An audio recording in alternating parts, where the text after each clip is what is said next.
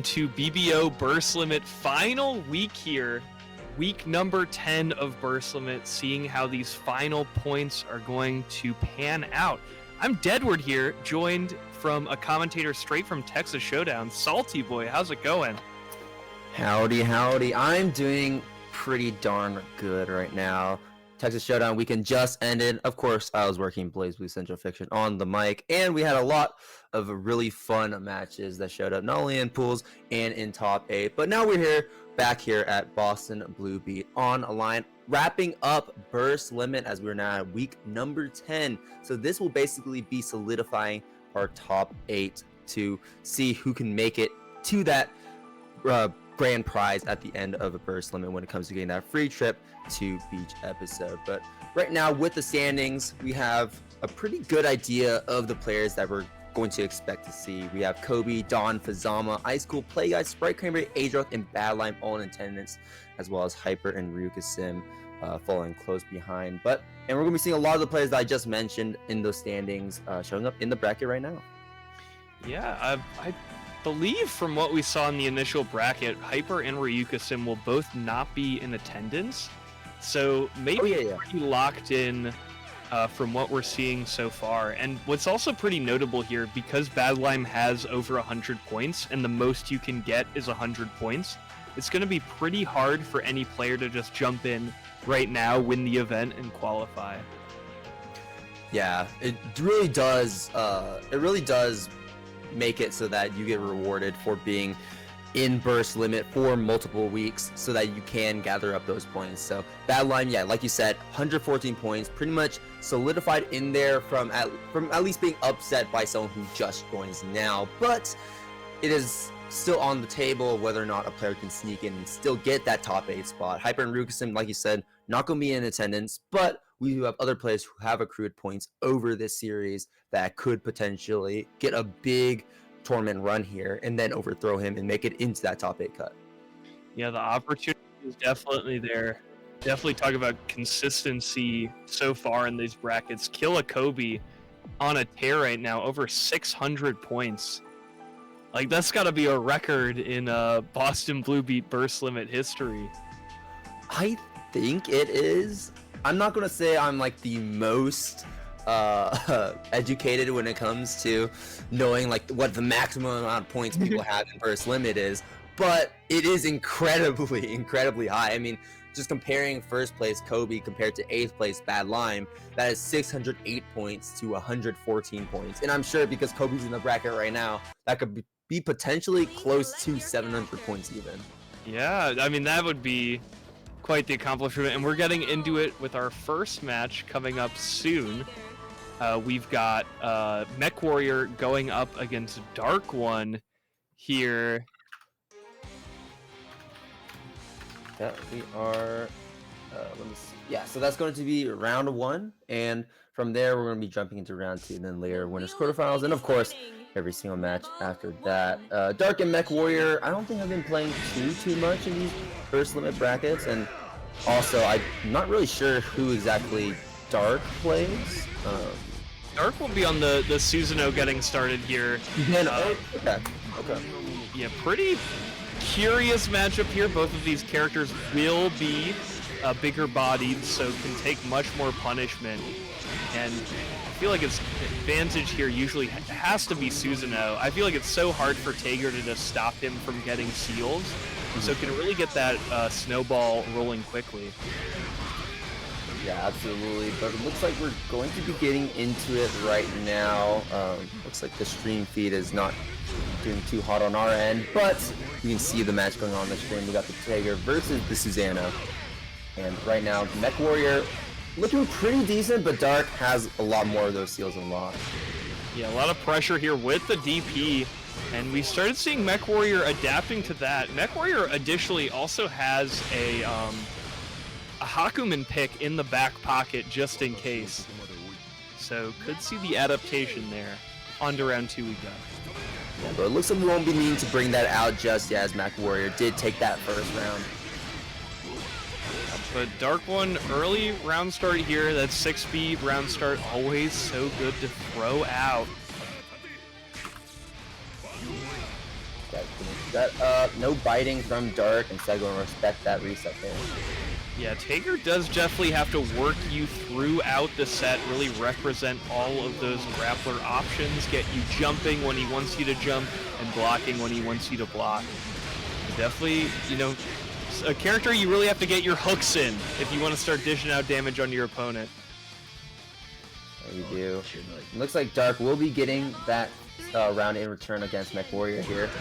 And now we're looking pretty even here in game number 1, and that's going to be a stuff from MechWarrior just to start us off. Trying to charge up that Spark Bolt there. Dark attempting to unlock some steals from full screen there as MechWarrior is not applying too much pressure. Dark getting that DP unlocked. MechWarrior trying to backdash, but going to get caught, and that's going to be another seal unlock. Should be spin here for Dark. Going to be maximizing the amount of damage we get off of our confirmed. MechWarrior going to keep him locked down with Magnetism and the Spark Bolt being blocked in the air straight into the EA for some extra damage. Yeah, I mean, that was such an interesting interaction at the start. I feel like when it comes to trading those resources like they were, though, Dark's just going to come out on top. Spark Bolt's really important for Taker's game plan, but special moves are just way more important and will be more impactful as the set drags on. Just knocked down. Oh, there we go. 3.5k Gadget Finger, what's it going to be? Oh, it looks like we're trying to bait out an OD, a DP, something like that, but Dark not going to do anything, instead backing up once again, going to take that Spark Bolt, getting magnetized. MechWarrior not really caring too much whether or not that Spark Bolt hits or not. He really just wants that magnetism applied so he can pull him right in with the super and gain that command grab as well. Gadget Finger once again, another attempt to bait something out, but Dark staying grounded, and this time going to be punished with that wedge catapult. Yeah, I mean, Dark just getting a ton of mileage after off of having a full stick of butter and overdrive. MechWarrior was really looking for some sort of big commitment there and was playing that passive angle, and Dark got the advantage every time because of that. Didn't have to deal with anything on Wake Up.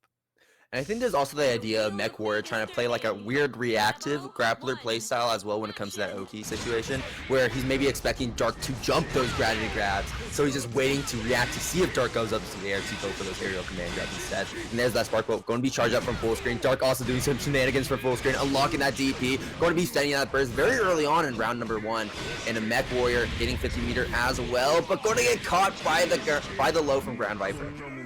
Yeah, I mean, this is the struggle now as well. It has Grand Viper, has level 3 tackle, very good combo confirms from everything off of DarkOne now.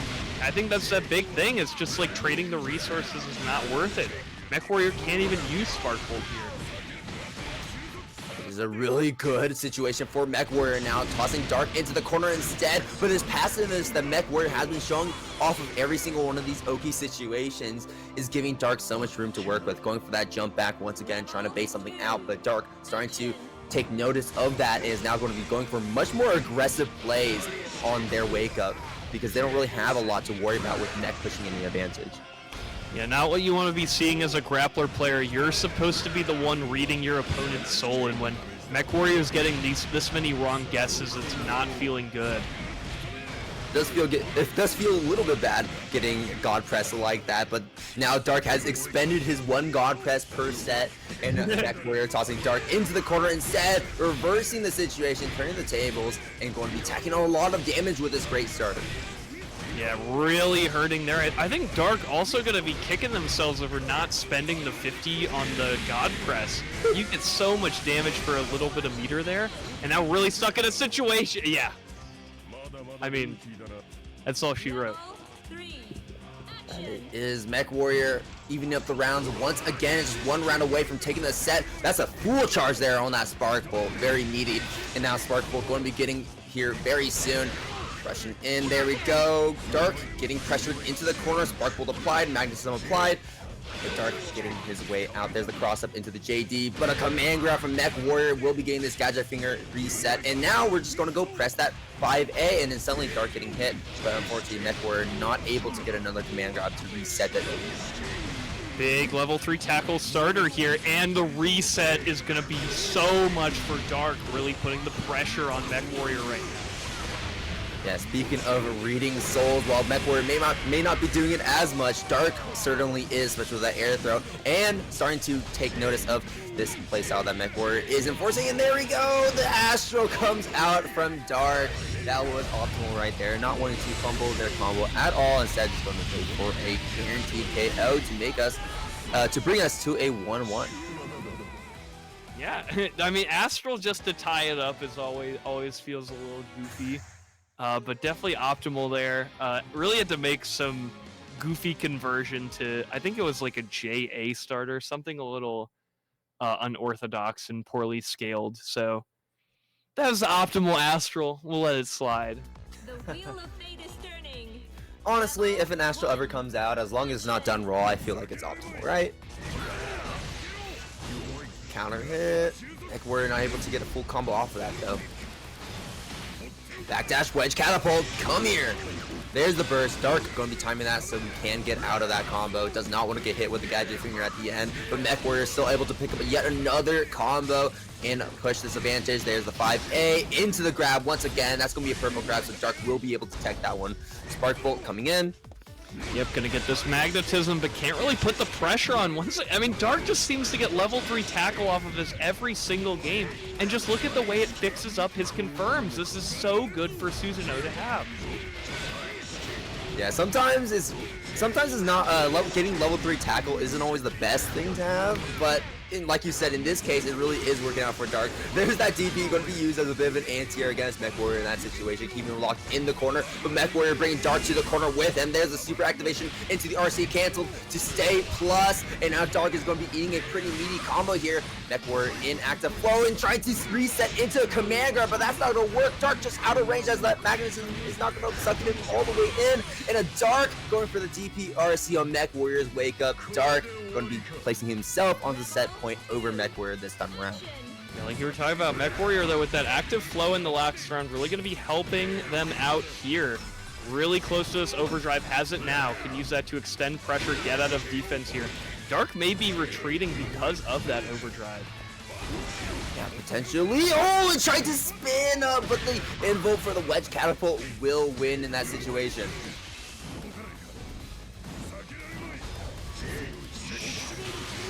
OD activation. Dark immediately jumping back, does not want to take a grab there, and that OD timer will be running all the way down, and because full health means we get the lowest amount of timer possible. There's the guard crush opening up Dark. Now you gotta worry about potential bursts here because this combo should be enough to kill, but the gadget finger RC, there we go. Yeah, pretty dicey burst for Dark to make that really low seals and had a lot of Taker health to get through. That's true. MechWarrior wasn't on stat point. I completely glazed over that. We're running to the final. This is like the Dragon Ball. We're fighting in the final area. We've pulled Cell away. Now it's time to throw down. And MechWarrior off to a pretty unfortunate start here. Yeah, trying to get a grab, but Dark jumping out of the way. Looked like it was going to go from bad to worse here, and it will now for MechWarrior pressing that burst to escape the situation. Got the magnetism applied. There's the spin into the pillar. The Grand Viper rushing all the way in from the other side of the screen. But even with full meter, we didn't get the kill.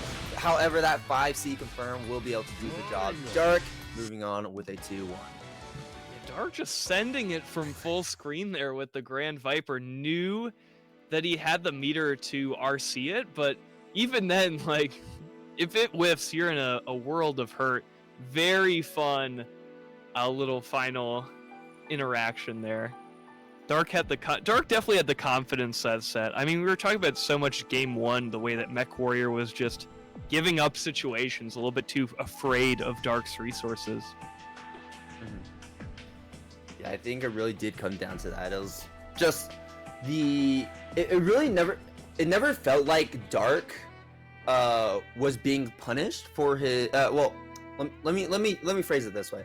It never really felt like we got into the grappler game there, because what it felt like was like MechWarrior sets up the reset, sets up a command grab situation, but never really threatens it. So Dark never afraid of just walking back or jumping back in any situation because he never felt pressured into going for a risky option to get out. Yeah.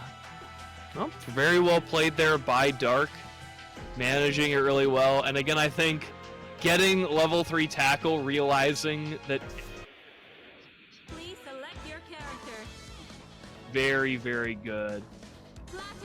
And that set will be a nice tone setter as well for this bracket to come, because we're going to be having 3 other Suzanos in attendance that will most definitely be making it onto stream in one way or another. We got Quetzalcoatl, Icecool, and Adroth, which is funny because all 4 Susano players are all on the same side of the bracket, which is kind of, which is really funny, really funny. But anyways, we're going to be going to win this round 2 instead with Spritecranberry versus Dark Souls 2. Spritecranberry, of course, the classic Azrael, and Dark Souls 2 sticking to their guns with the platinum. Yeah, this is a match I was super excited for, seeing it on the bracket. I feel as both of these players are really the people's champion. Always a lot of love for them in Twitch chat whenever they play, and now forced to face off against one another. Spritecranberry tearing it apart in round 1. Yeah, absolutely. I think Spritecranberry is so well loved by the community just because he plays Azrael like Azrael would. You know what I mean? He plays that character belligerent, very aggressive, and he just makes it work. Oh, big crush there. Overhead not gonna get enough, but the bubble connects. Dark Souls 2 getting this nice corner combo here into the bomb setup. That's going to be getting another combo on Spritecranberry to stack up even more damage right in the critical position right now. Trying to DP out, but Dark Souls 2 avoiding that completely and getting an easy punish afterwards. Cracked with the counter hit there. Dark Souls 2 putting the hurt on. That was a really good offensive pressure and finding the right time when Spritecranberry was going to DP. Setting up the bubble. Spritecranberry waiting a little bit so we can Gustav right underneath. Dark Souls 2 just stalling up in the air a little bit, setting up those bombs. Spritecranberry, oh, the growler on the bombs. Dark Souls 2 not expecting that. And Spritecranberry will be pushing him into the corner there. Dark Souls 2 kicking out, nice combo. We do have the bats. I'm not sure if we want to be using that here in the corner though. Pretty good on the defense, but you gotta watch out. Once again, and there's the slide to counter a hit. Spritecranberry maybe trying to Gustav once again. You just gotta watch that out. You gotta be ready with your IB. Be ready with your counterplay, but it can be so tough when this big guy's just flying at you.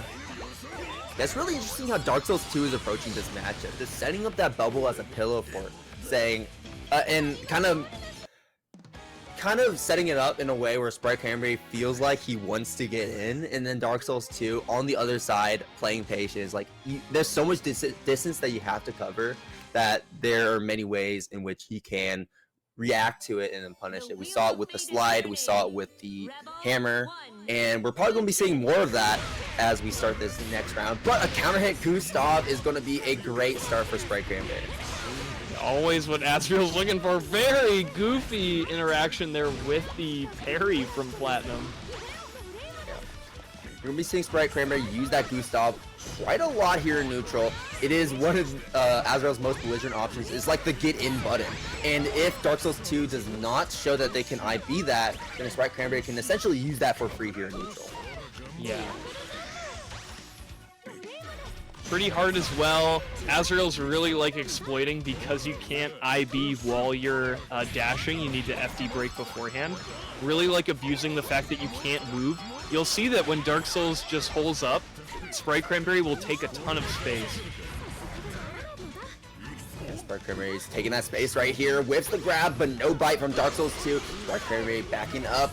Getting pressured by the bubble as we air dash straight into it. Dark Souls 2 going to be getting confirmed off of that. We do have the frying pans right now. We see the 5C. Dark Souls 2 keeping this pressure going. Overhead connection. Spritecranberry doesn't have burst and it's not going to spend it anyways as we go into the second round. Spritecranberry going to be starting it with that OD gauge at max. Spritecranberry trying to keep it cool, but it's out of the frying pan and into the fire. 1 round away from being sent to the loser side here.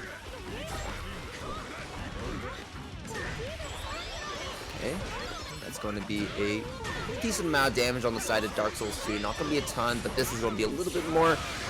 Nice block on that mix into the ODEA. Spritecranberry does not want to deal with that pressure. I'm honestly surprised the amount of...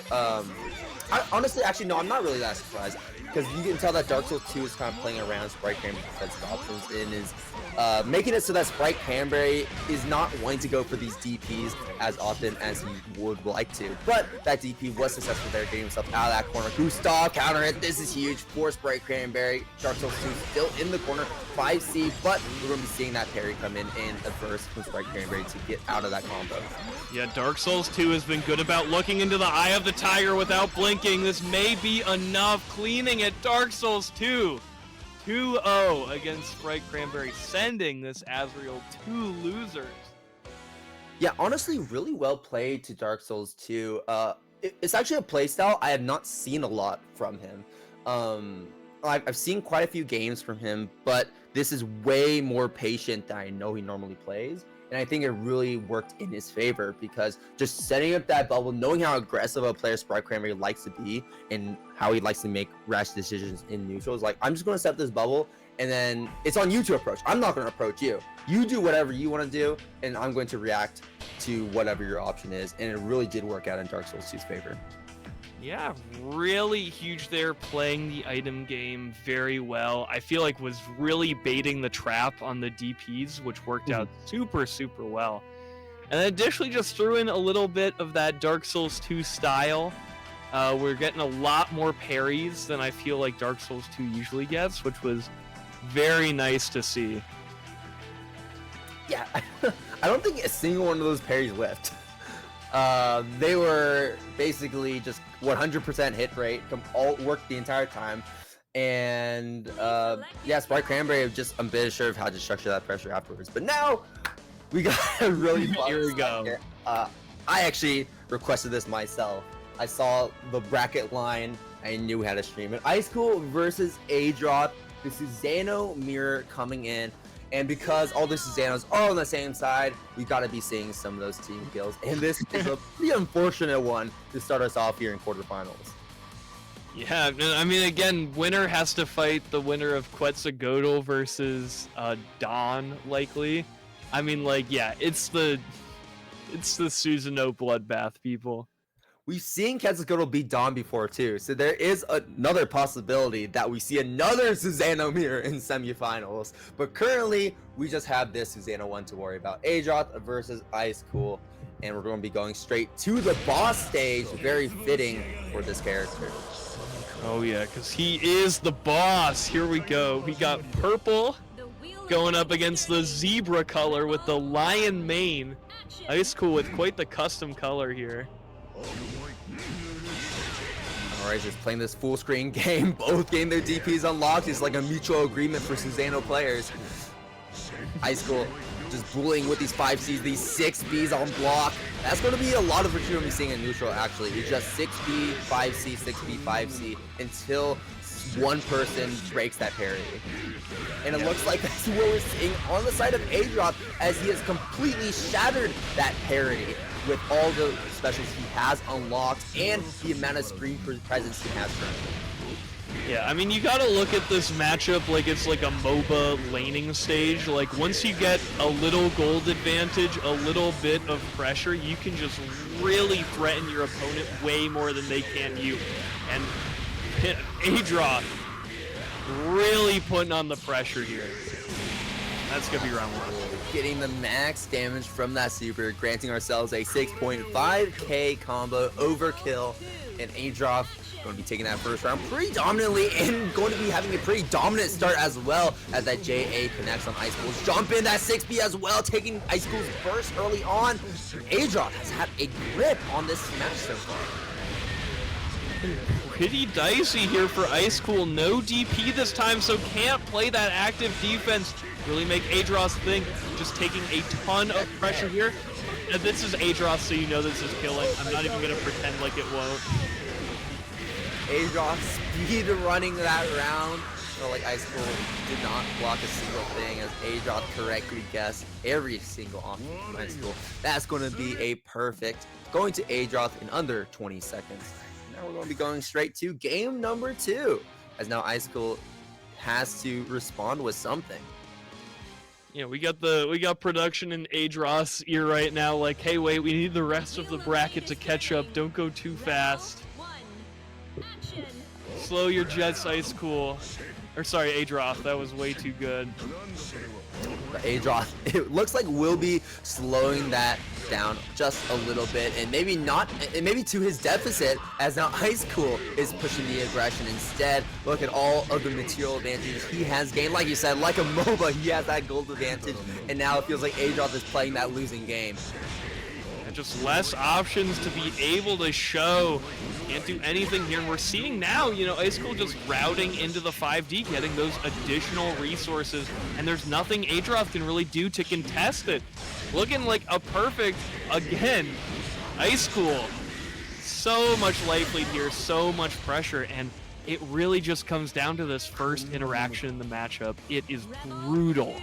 Yeah, once one of those Susanna players starts snowballing, it's very hard for the other Susanna to snowball back, right? Just gets completely squashed in the process. And Icecool may be doing exactly that again, has Adroth stuck in the corner. The 6B with punish on the 5A. Adroth going to be hurting, drops the combo, and Adroth going to be bursting in the process, trying to claw his way back. Has DP unlocked, but going to be pelted by these overheads, by these lows, and Icecool, while not being able to finish the kill here just yet, does not have the resources, is such a good position. It does feel a little unfumbleable unless Adroth can get his own snowball running. There's that 60, that's a great start.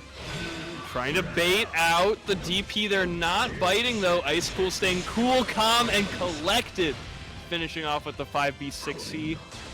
A little trigger fingers there from Adroth as he tried to go for that anti-air, but Icecool way out of range of that. Going to be getting easy punish off that. As now we are pretty even. Icecool cleaning up game number 2 as we're going straight into game number 3, and man, it is flying by so fast. These characters do so much damage. Let's see what They have big health. They have higher health bars. You're absolutely right, but they are just like, it feels like they're just holding forward this entire time, right? Alright, Icecool getting an early EA into active flow. Good hit. Oh, that's going to be a burst coming in from Adroth, wanting to stop the momentum from Icecool. I think that burst, yeah, that burst may have just been to deny a single seal unlock. Make sure that there's no DP for Icecool, that he really has to earn it if he wants it. Back to full screen, unlocking our special moves. But if you unlock one of your special moves, then Icecool can do the same thing if you're not getting those knockdowns. And Icecool will be doing exactly that. Good amount of damage off that combo. Adroth in red health does have the material advantage with all that meter and more special moves as well. There's a low, good blocks coming in from Icecool. Good barrier as well to push Adroth out, but Adroth going in with that 6B fatal. Unfortunately not able to finish the combo. Icecool back up against the wall and go to get guard crushed as we drop that barrier. Really hurting here. Icecool holding onto this burst for now. I'm always inclined to believe Adroth, so I believe this is killing here. The burst will not be a factor. He let me down. Way off. That scaling was too rough for Adroth. The RC, but Icecool doesn't finish the job. Adroth waking up with the anti-airs. Icecool tried to go for a jumping overhead. Adroth jumping over that 5C on a round start. Missed the 5D though, so that's going to be presenting Icecool his turn back. Definitely opportunity here in the overdrive, but Icecool putting the curtains on that dream as quickly as possible. Adroth, you gotta wake up. This isn't fantasy land. You're getting hit by double overhead. Oh no! Icecool really just stepping on him right now. JD unlocking another seal into the Grand Viper immediately. And Adroth not expecting that low. Going to be getting caught. Icecool another perfect on the board and setting the stage for final game, final round. This is a great start for Icecool. That JA hit is immediately putting Adroth onto the defensive, and now that's going to let Icecool do what he does best, pelt you with these 6Bs, and then also root into those seals if he gets the opportunity to. Dust Kick is not going to do too much here in that excellent overdrive activation through the 5D. Is letting Icecool really put the hurt on Adroth here. So the activation, good punish from Adroth, and now Adroth is going to be reversing the situation against Icecool, getting that knockdown. No, unfortunately dropping the end of that combo, and Icecool immediately capitalizing off Adroth into the air with an anti-air. That's, wait, hold on. This is really going to hurt unless Adroth can respond, and that's what he will do. This is going to bring Icecool to the other side of the stage. After a match of shutouts, we're finally a close match here. Both of our players about a hit away here, both with overdrive, both with burst. Any opportunities here? One with meter. There's the full screen gunshots.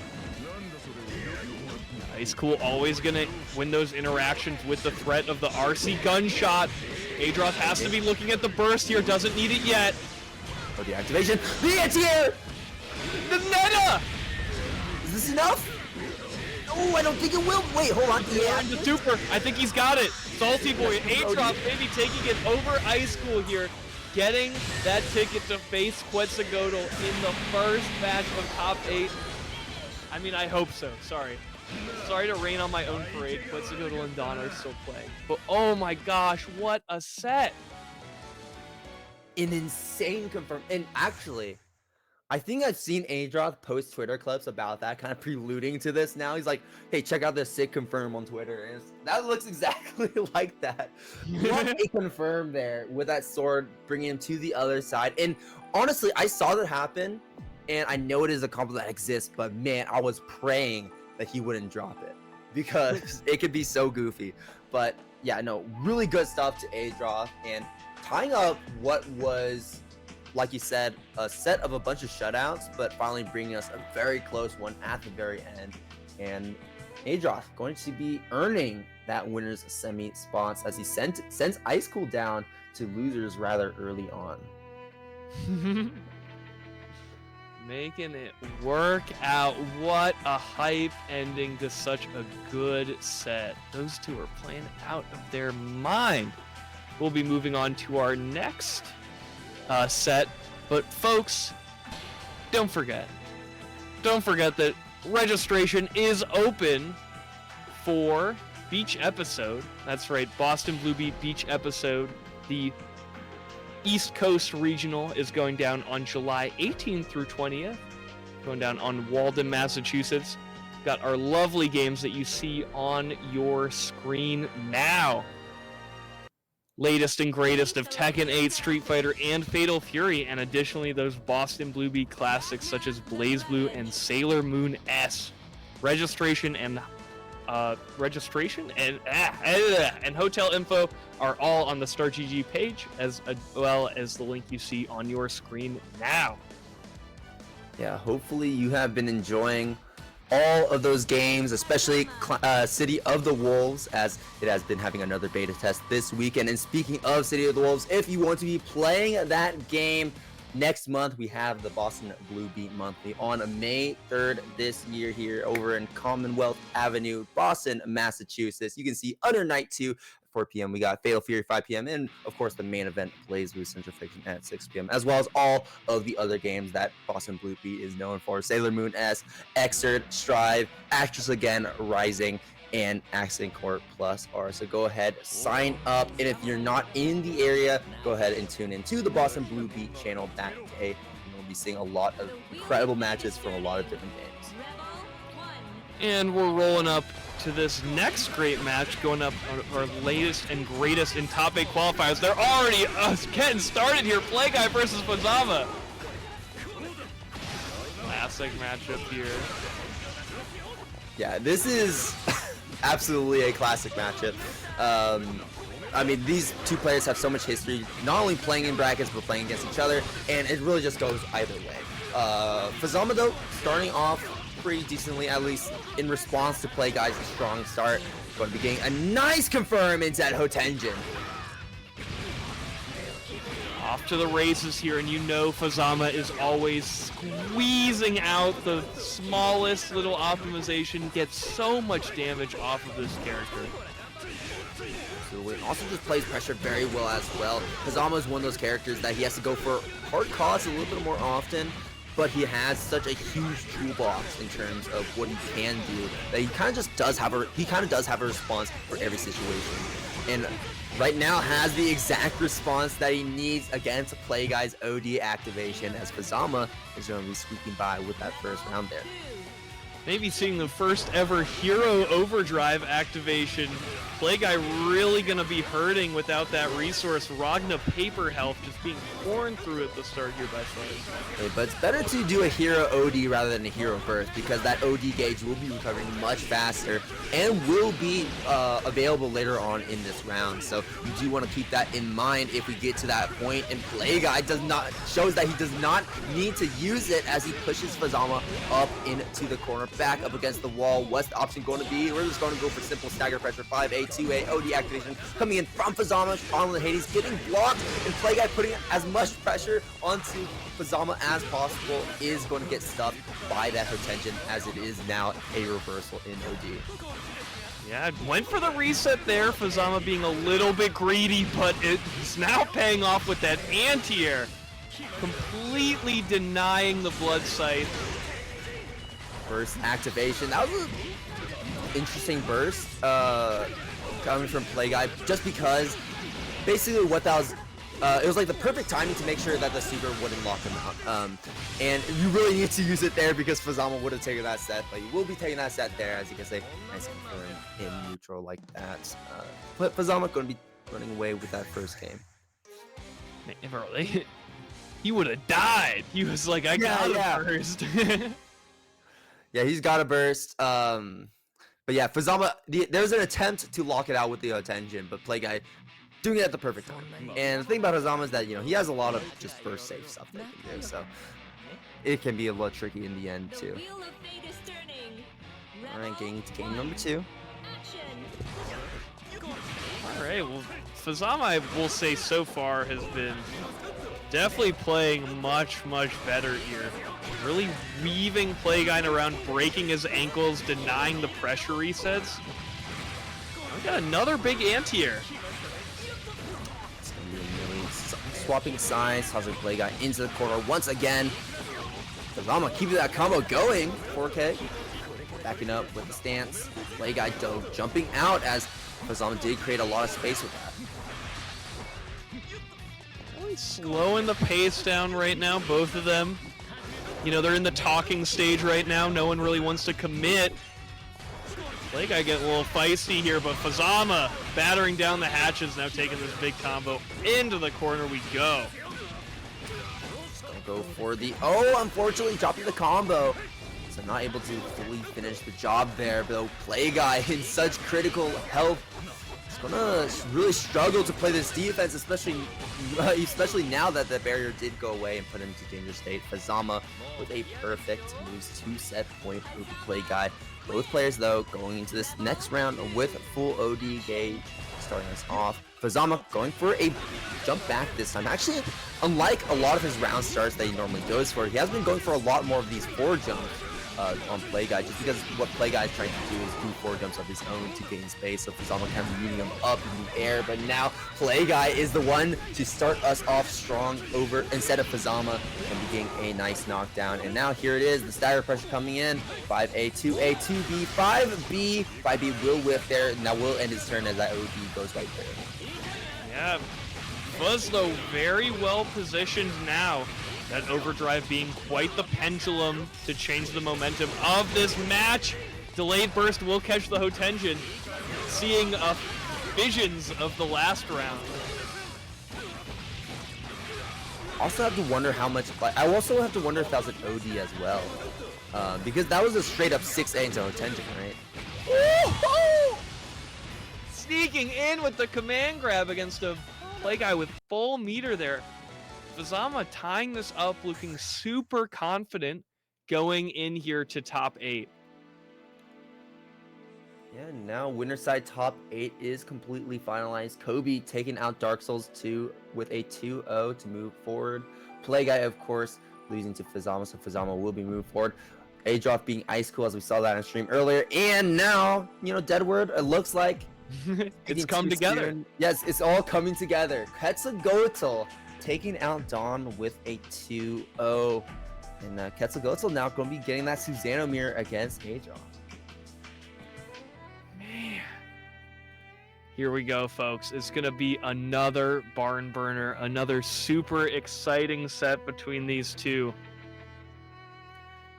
that will be the next set we're going to be seeing on stream, as well as we're going to be giving Fuzzama a little bit of a break and gather his thoughts, because I know he's probably not looking forward to playing against Bang there. I don't think any Fuzzama player is looking forward to playing against Bang. No. Never excited for that. So much mobility, so much pressure being exerted on you at all times. Oh my gosh. Yeah, it's so funny with that matchup because, you know, Fuzzama likes to play lame, but Bang is one of those characters that's like, that does not allow Fuzzama to play lame at all. It's like, no. You're playing my game. You try to jump up in the air, you're going to get hit by something. Whether it's a nail, whether it's my knee, or whether it's like a super if you get a little too greedy with your air options. Just happens, yeah. You got to deal with that D-nail on the approach. Bang is really gonna put the pressure on in that set, but Fuzz, as we saw, was really good about holding space in that matchup, and will definitely be putting the hurt on. Yeah, absolutely. But now that we're with Quetzalgoatl and Icecool, this is going to be a fun one, not just because it is the Susanna mirror, but also because I don't think I've ever seen Quetzalgoatl and Adroth. Well, no, I have seen them play, but I don't think I see them play as much as compared to, say, Quetzalgoatl versus Icecool. So this is going to be a bit of a different flavor of that Susanna mirror. And let's get to it. We'll see how different this looks compared to Icecool versus Adroth. But, I mean, I'd be pretty bad being Quetzalgoatl here just because Adroth has already warmed up on this matchup so much tonight. Yeah, playing as Icecool in that first to three, getting to game 3, final round. Yeah, of course, he's going to have way more time to adapt, and Adroth is already showing why he's here, off to the races, taking out so much of Quetzalgoatl's life bar, and what an option there with going for that overhead, just smacking Quetzalgoatl down, and also doubling as a way to keep him locked down in the corner if he tries to like fuzzy and jump out. Baiting that DP a little bit too much. Quetzalgoatl reaching into the heavens with that DP. Tossing him up into the air. Here's another confirm. Take some more damage. Give me another seal. Quetzalgoatl going to be unlocking spin. Oh, no spin? No. Looks like we're going to be unlocking God Press instead. Irrelevant. Counter assault on the ground, on the Grand Viper. Wait, anti-air again. Quetzalgoatl getting 2 really key anti-airs here. But of course, you gotta work at the DP. Adroth was so confident in that one as well. It was like, dude, he does not have any meter to back it up, but he knew that it was probably going to land. Yeah. Using this orb to keep him safe and put him at a distance that's going to make it so that options like 5C and 6 with. Quetzalgoatl has been so dialed in with these anti-airs so far. The 2Cs have seemed to always been hitting their mark. Bring him up high, bring him down low, getting all of our relevant specials unlocked, but the DP and DRC is going to get Adroth a run out of that corner. And now he's going to keep putting Quetzalgoatl into the corner instead. Adroth pelting Quetzalgoatl with these mids, but Quetzalgoatl saying it's just mids, I'm going to get out. And that he does. We're back here in the mid screen, but Adroth continues to pelt him with these 6Bs. There's a 6C. Good block from Quetzalgoatl. We see a 2C come out from Quetzalgoatl, but that's not going to go punish from Adroth. Getting some good barrier pressure there off the air 6B hit. Probably won't materialize too much. And again, Adroth playing such good defense here with the DP. Quetzalgoatl taking the advantage though. Burning the overdrive. This is probably going to be it. We will see. Spending the super. I don't think it's enough. Oh, no. It's hard to say. Yeah, okay, yeah. Adroth still alive with a little bit of that health left. Quetzalgoatl trying to take his first round. These 2Cs are still on point. Even if it didn't find a hit, it did force Adroth to block. Yeah, a little 2C working out there a bit in the scramble, but Adroth a little bit too low for it to work that time. Now going to take a really good advantage position here. Lost track of my Susanos. Adroth taking a lot of pressure here in the corner. How did that whiff? He was right there. You know as much as me, man. Adroth grasping at air, grasping at an after image, and now really feeling the hurt. Quetzalgoatl keeping the snowball running here. We were talking about how so much of the Susano matchup is played at round start. Absolutely. Dash 5C trade. That's going to be an even situation for Quetzalcoatl. Ball even better for him as he goes and air dashes straight in, catching Adroth, trying to go for a cheeky seal unlock. It's brutal here, folks. Quetzalcoatl taking that game 1, and we were talking about it a lot in the Icecool versus Adroth match, but the key unlocks you can get so quickly, so winning round start is so important in this matchup. You get at... Is this real? Chat, is this real? It's the better matchup, but I don't think Adroth got it in him. he does not have an Izayoi in him. Let's be real here. Come on now. Does Adroth think he's that guy? Oh my god. Okay. Alrighty, Adroth. If you get beaten 2 rounds in a row, then this is your fault. We'll see how it works out. The Izayoi pick. The wheel of fate is turning. Adroth feeling like he has a better chance on a different character here, and we'll see how it's able to work out. Alright, now just playing this run-away game, this keep-away game as well, zoning out Quetzalcoatl with these projectiles and this movement, these hover dashes. But Quetzalcoatl is still able to catch Adroth as he gets a little too close, gets caught by the gunshot as well, gets caught by the gunshot again. That's going to be some free unlocks for Quetzalcoatl. But a nice air-to-air will be knocking Adroth out of the air. Yeah, Quetzalcoatl really consistent on anti-airing Izayoi's form here. Usually that green stance means go, but Quetzalcoatl has been putting up the stop signs here. 2C clash. Quetzalcoatl though not going to be getting damage from that. There's the overhead. Adroth trying to jump out, gets caught. There's going to be the first spin from Adroth, tossing out these projectiles, trying to build up those stocks once again. Or trying to get those cross-ups at least. Yeah, there it is. The cross-up coming in, but Quetzalcoatl going to be able to avoid that. Not going to be able to avoid this combo, but Izayoi not known for high damage. Will have to get another combo afterwards in order to confirm the kill. Chases down, finds a hit, but can't get a combo. Over the misfinder, 2 stocks left here. Adroth, DP baited. Adroth still alive, but gets opened up by the meter spin. Great crush trigger there at the end. Man, I mean, and this has got to feel... Quetzalcoatl has been playing some of the best anti-Izayoi defense I feel like I've ever seen. Like, at first it was like, oh, Adroth's gonna break his main's ankles.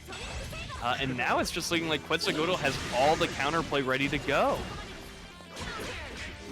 That looks like it, but Adroth will be running down that timer for Quetzalcoatl, finding a small combo during Quetzalcoatl's OD timer.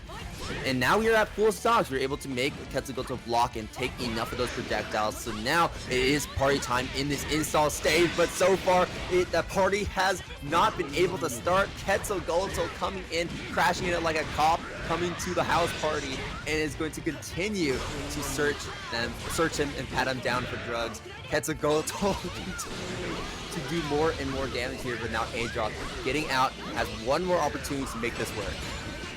And, ooh, getting opened up here, and it just feels like Quetzalcoatl's winning at the neutral. Like, I can't describe it just how well he's playing against Izayoi Gain Art State right now.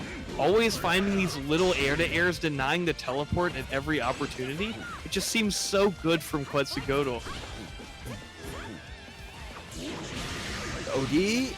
Oh, tried to use OD to see what the mix was, but Adroth not pressing anything. Instead going for a throw punish. You have 100 meter, but that's not the combo that will be getting us a kill. Adroth still needs to find one more. There's the teleport chasing down Quetzalcoatl. Quetzalcoatl still playing ever so patient. Just knows he just look needs at to the JA. Look at this air to air. Look, he's unbelievable. How does he do it?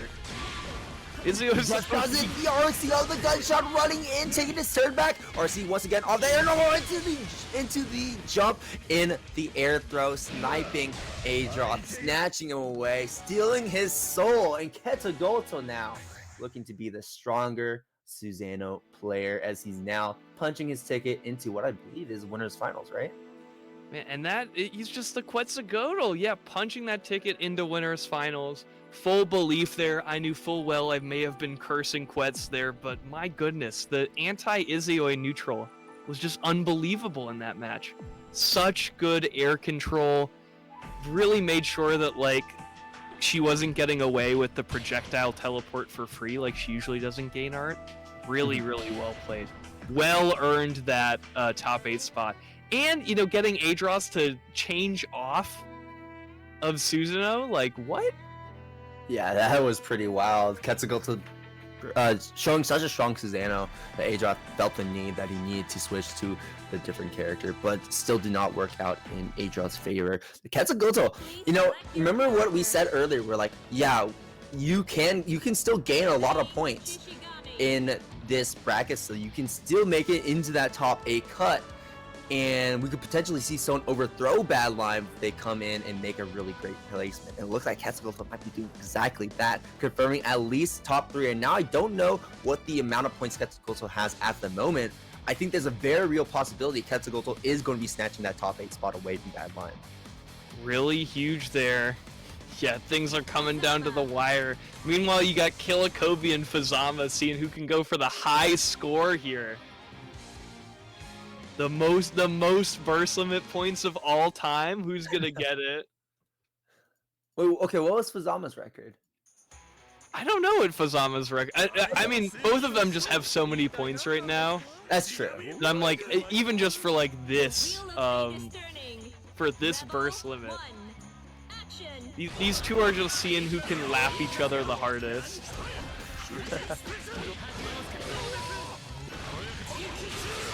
OD immediately from Kobe, and OD back from Fuzzama. And really what Fuzzama was trying to do there was use that OD to recharge that chain stock so he could get away. And Kobe trying to use that for the movement. But now we have no more ODs, overdrive activations, so we're just going to be playing this fair, or as fair as you can be when you're playing against Bang and Fuzzama here. Nails being tossed out. Fuzzama though avoiding all of it, threading the needle, and going to be getting a nice confirm. Should be the knockdown into the stance mix up potentially. No, we're just going to go for the simple 5B stagger pressure. Yeah, I mean, again, Fuzzama really gonna be putting on the damage there. Chain whip overdrive activation. I don't know if that necessarily says confidence, but it is working out for Fuzzama here. Happy little accidents. Uh-oh, drop the combo midway. Kobe's still alive, but gets caught up by the throw. Kobe getting that burst back just in time. And now that his theme song is playing. It's like the BB tag Yang. You get the activation. He got the burst and suddenly I-Burn activated. Fuzzama wouldn't press anything because he knew that anything he pressed would get eaten by the armor. That is kind of how it feels playing against Bang, right? Yeah. You just have Yang armor on all of our tribes. It even rhymes. And no, Kobe trying to make this round rhyme like the last. Getting that victory. Oh! So much quicker, and there it is. The spread of nails tossed out at Fuzzama, locking him down. And Kobe locking in game number 1 there. It was a very close first round, but second round, that was absolutely in Kobe's favor. Yeah, the speed run going down there. Kobe, man, looking really pretty here, trying to lock in secure winners finals, but Fuzzama is never going to be a pushover. Kobe's got to make sure to keep it really tight here. Don't give him any opportunity. The knockdown, and there is the OD activation. Honestly, a little bit of a risky one too. I want to say, because you don't really want to OD against Fuzzama when he's establishing staggered pressure because you're not really getting any guaranteed reward out of it. Yeah, I mean, also saw Fuzzama able to Houdini out of that corner there, even with the bang activation, so not getting a lot off of it.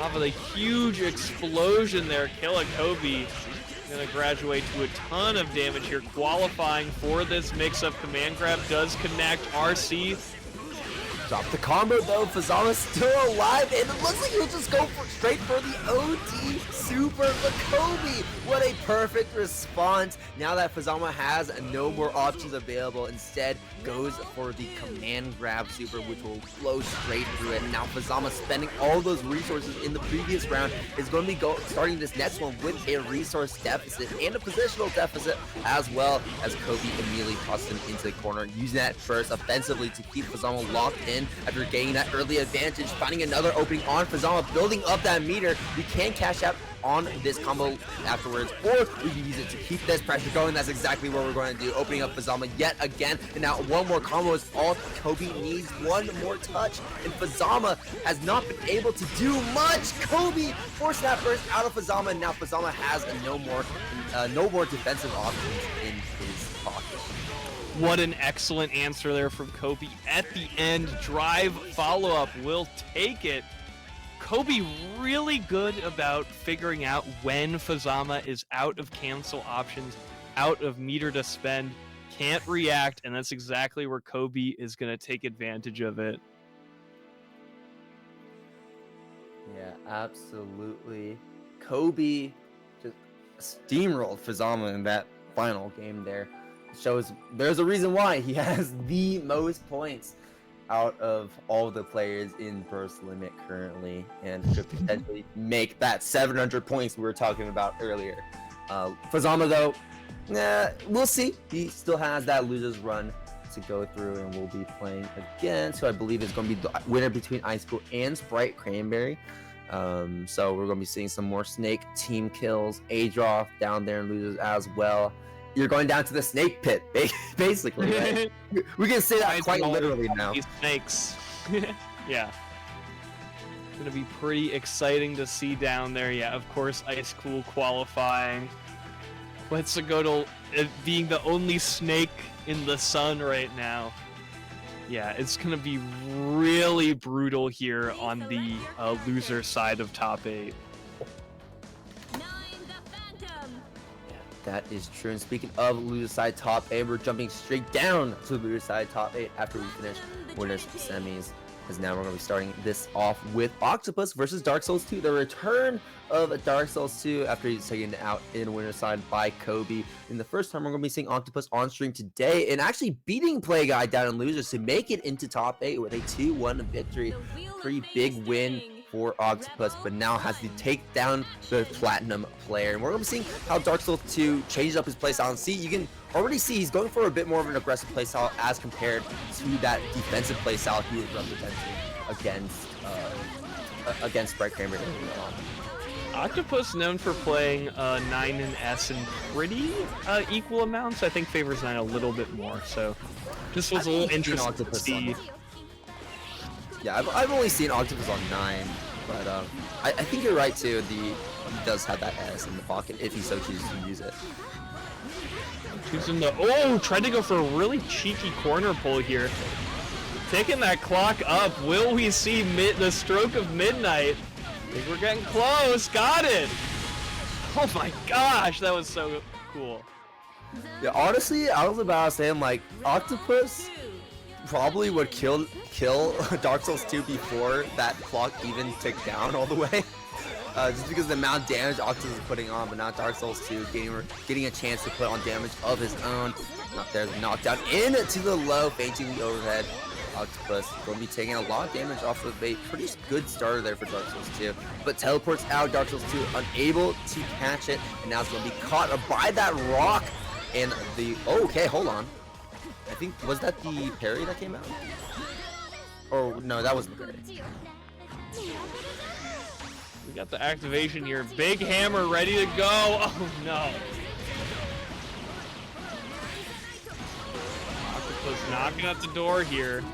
Got Cosmo and Wanda putting the pressure on, breaking out the rule book. The meteors. I wish for Mix. So diabolical. Sets up the clock, but Dark Souls 2 responds with the hammer instead. Dark Souls 2 evening up the round count. Let's round start here. Okay, Octopus just going for that simple round start right there. Godfist, fatal counter too, so that's going to be presenting Octopus a great situation to capitalize off of. Now he's going to be getting another combo on Dark Souls 2, maybe potential reset as well. No, we're just going to go for the Morganite into that overhead afterwards. Yeah, super threatening with that unblockable setup. Can't get that off of every knockdown, so you got to take advantage of it when you can get it. Dark Souls 2 really having to burst there. Has the missiles, going to use them. Level up the hammer. Won him last time. He's got it again, but the neutral poke there so low on that air button, and then finding the rock afterwards. So difficult to block that overhead in a scramble situation. Honestly, what I'm seeing right now, I think is honestly like a lack of jumps from Dark Souls 2 on defense. And I think that's really something you have to represent against 9. Especially when you see something like Morganite comes out, you know that the unblockable setup is most likely going to be coming.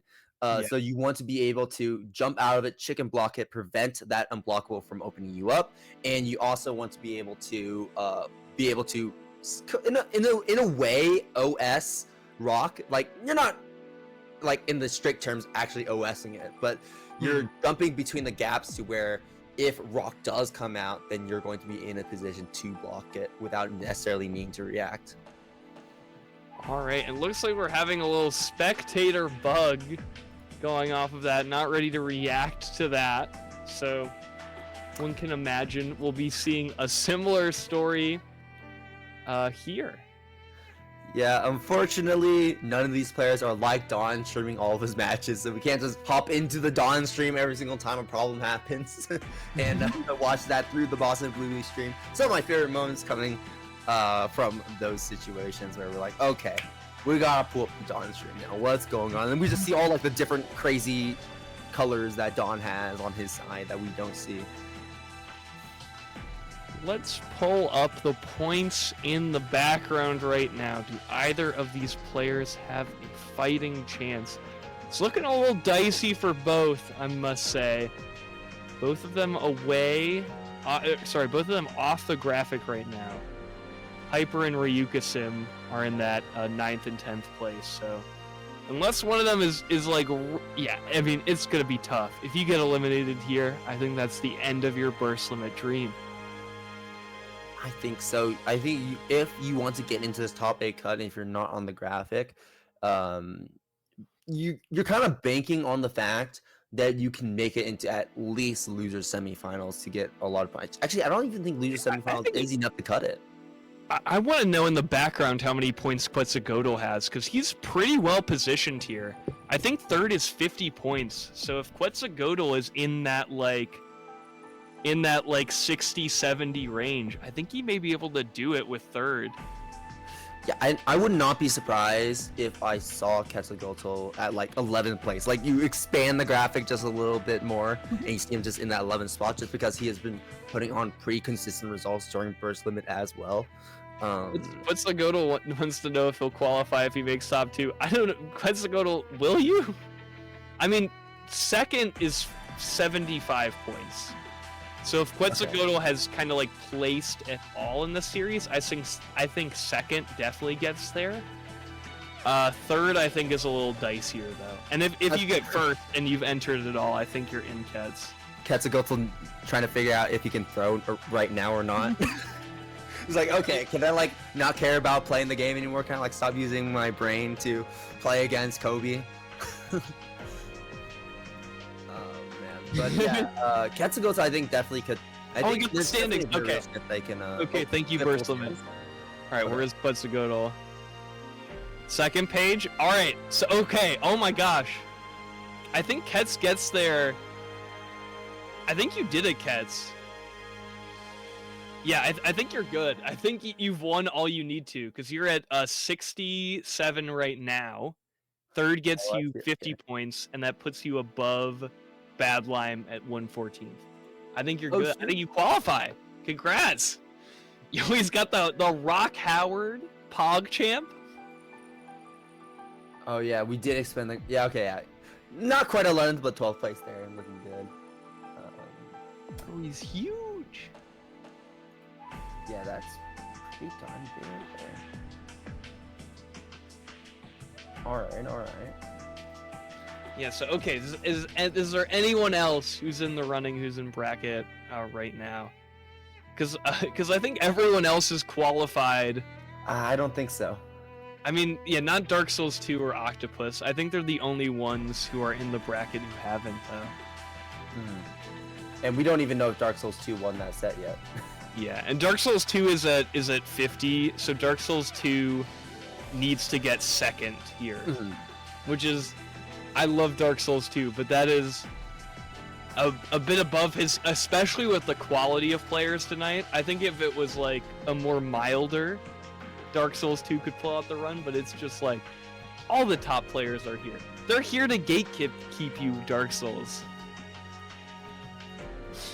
These players are praying for your downfall.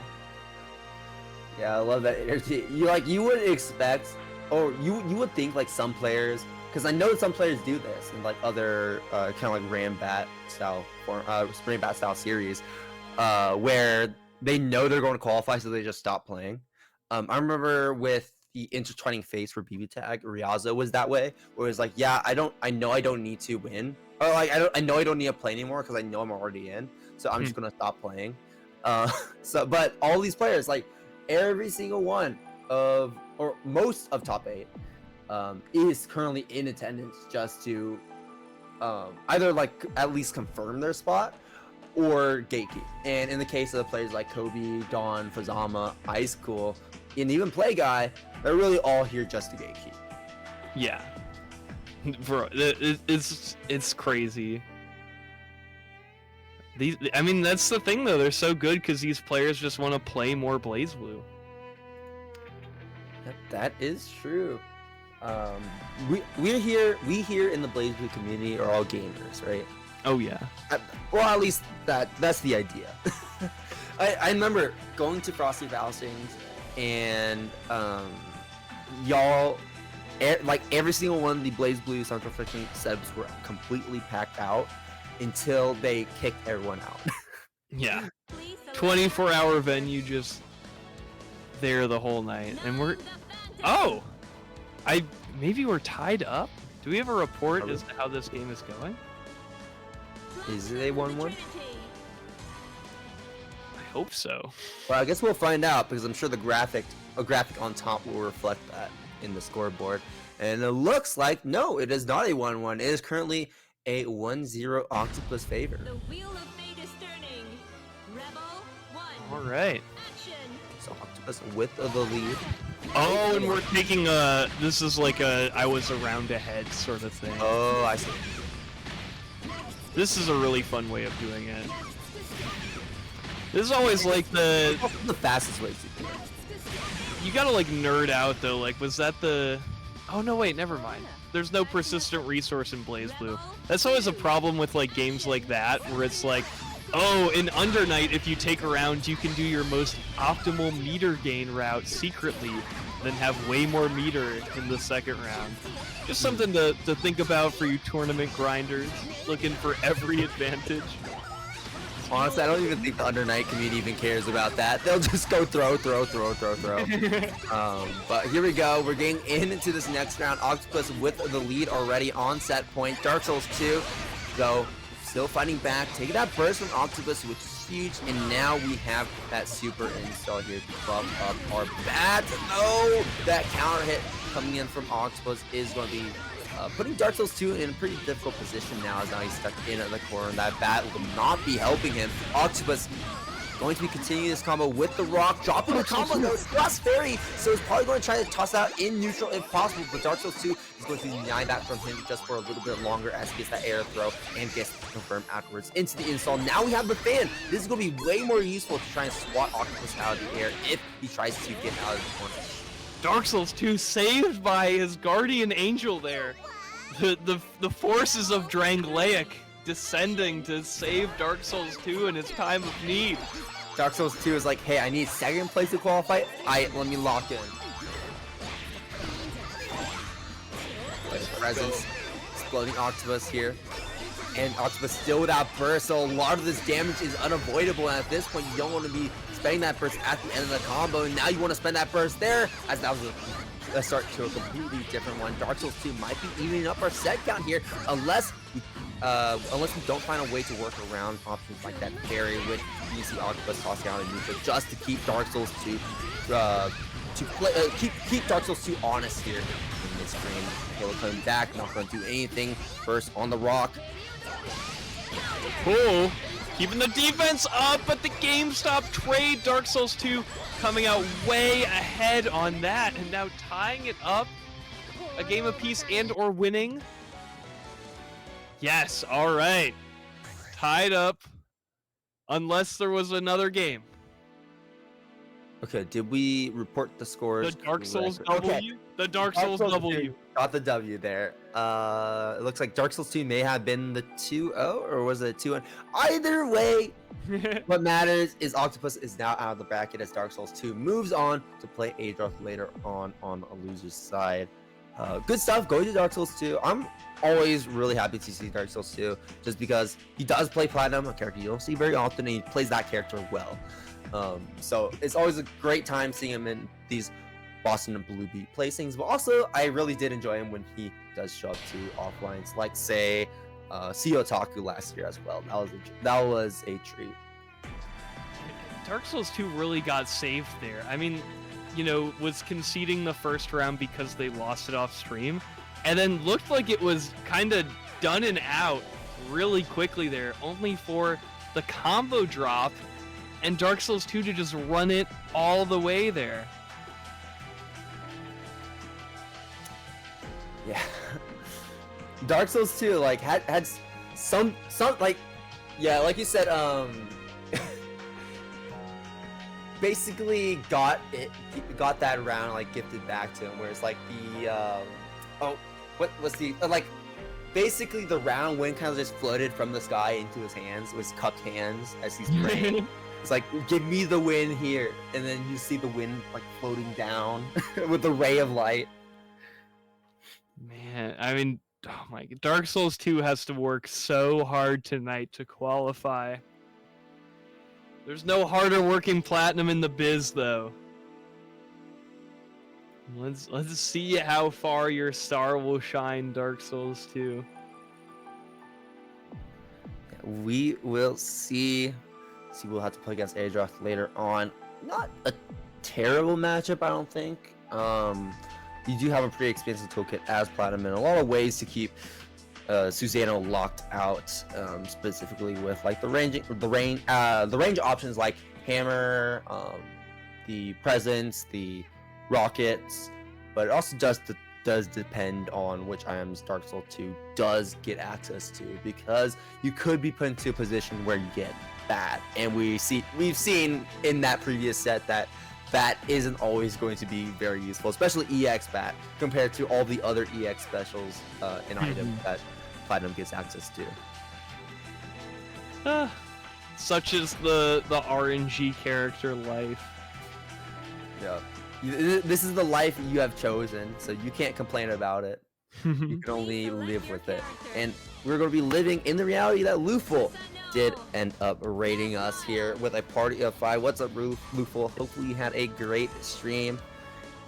But now we're going to be getting into this other loser side match between Icecool and Spritecranberry. So if you all are joining in right now, this is losers round 4, the start of top 8. And so whoever loses this one is out of the bracket, and whoever moves on will be having another chance at live playing against Fuzzama later on in the form of Fuzzama. But right now, Icecool starting us off strong. Yeah, really hype here. The battle of the two big bodies. Icecool off to an unbelievable start here. So many special moves unlocked already. Oh, and a DP attempt, but no meter to back it up. Icecool should be able to clean this one up here. Yeah, close but no cigar. Icecool, perfect answer, ready to go there. No meter for Spritecranberry to get out of that mistake. We're going to clean that slate. Spritecranberry starting this next round off with no burst now, as he spent that early on, but a 6 seed is going to be getting Spritecranberry some advantage here in the mid screen. Another one. That's going to be a fatal counter, but unfortunately no combo from it. Oh! In your face. Spritecranberry is just playing with his heart on his sleeve. Well positioned here as well. Big life lead, big corner positioning, putting the hurt on back to the wall. Icecool getting opened up by the 5D overhead and threatened for his life. Rebel 3. Okay, even up, but Spritecranberry once again does not have burst still, because that round ended very, very quick. Icecool going to get caught there. Spritecranberry going to make him pay for that, getting 1 weak point of play and a very funky cross-up mix there. Icecool not ready to block it. Tossing out some of those 5As, trying to maybe catch a boost-off approach, but Spritecranberry getting whip punish for that 5C attempt. Double overhead blocked, but a little bit too spaced out there. Spritecranberry not really able to contest it. The knockdown opened up low by the Grand Viper. Meter here with the level 2 pillar will not be enough. Icecool opting just to hold onto the bar. Good blocks from Spritecranberry so far. OD into DP, sure, why not? Drops the combo though. Icecool still alive, that could have been death too! And Icecool now going to be getting the win into the Astral. So much time to talk about it. Yeah, that was so unfortunate. Spritecranberry had EA, and with the active flow was really pumping up the minimum damage of that Exceed Excel. So dropping that combo was losing the game. Unfortunate. Devastating drop. Yeah, no. Spritecranberry, another one of those players that really wants these points.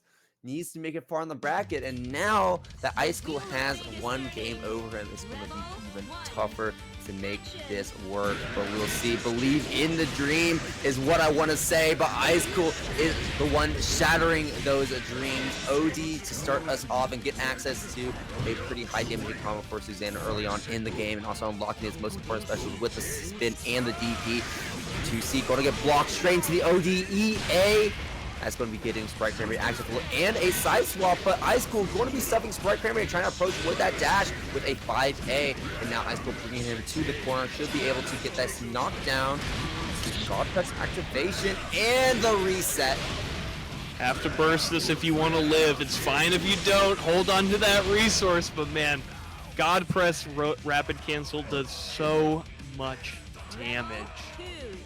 Yeah, I saw the God Press come out, and I was like, I know Icecool is doing something nefarious right here, because there is no reason why he should be doing that. Oh no. Locking it out. Level 1 tackle. I think that was the instant barrier, but still couldn't find the punish.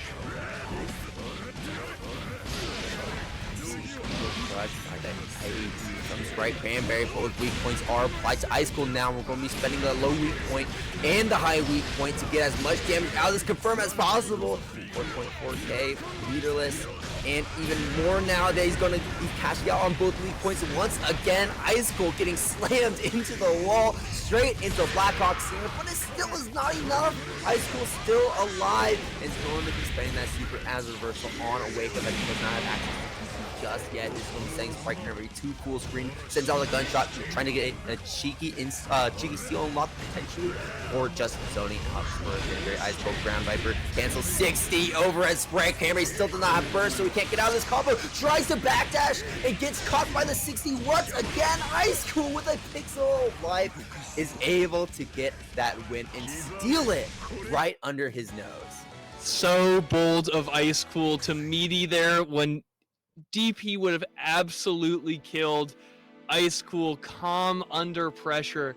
That life deficit was so big, and the fact that any sort of trade would have instantly lost the game for Icecool so well to really get into Spritecranberry's head on that. Know that the DP was a little bit too obvious, Spritecranberry being like, oh, I shouldn't go for it then, only for Icecool to really dig into that and keep the pressure up. Yeah, Icecool, I think Icecool really was just running with the mindset of like, you know what? Why not? I have nothing I have nothing to lose here. Like, oh, I guess like, yeah, that picks up life to lose, right? But like anything is going to be doing the job, so why not go all the way and kind of use that as a bit of a mind game of like, you think I'm going to go for something safe, but instead I'm going to go for a far more risky option with a 60 needy, and you can tell Spritecranberry was not expecting that at all. Oh, no.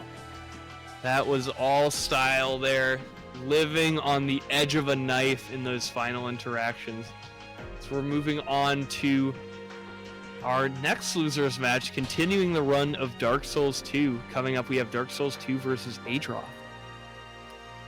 This is now top 6 territory, as we have kicked out Octopus and Spritecranberry from the bracket. A great run, but unfortunately not enough, as the players continue to level up in skill here.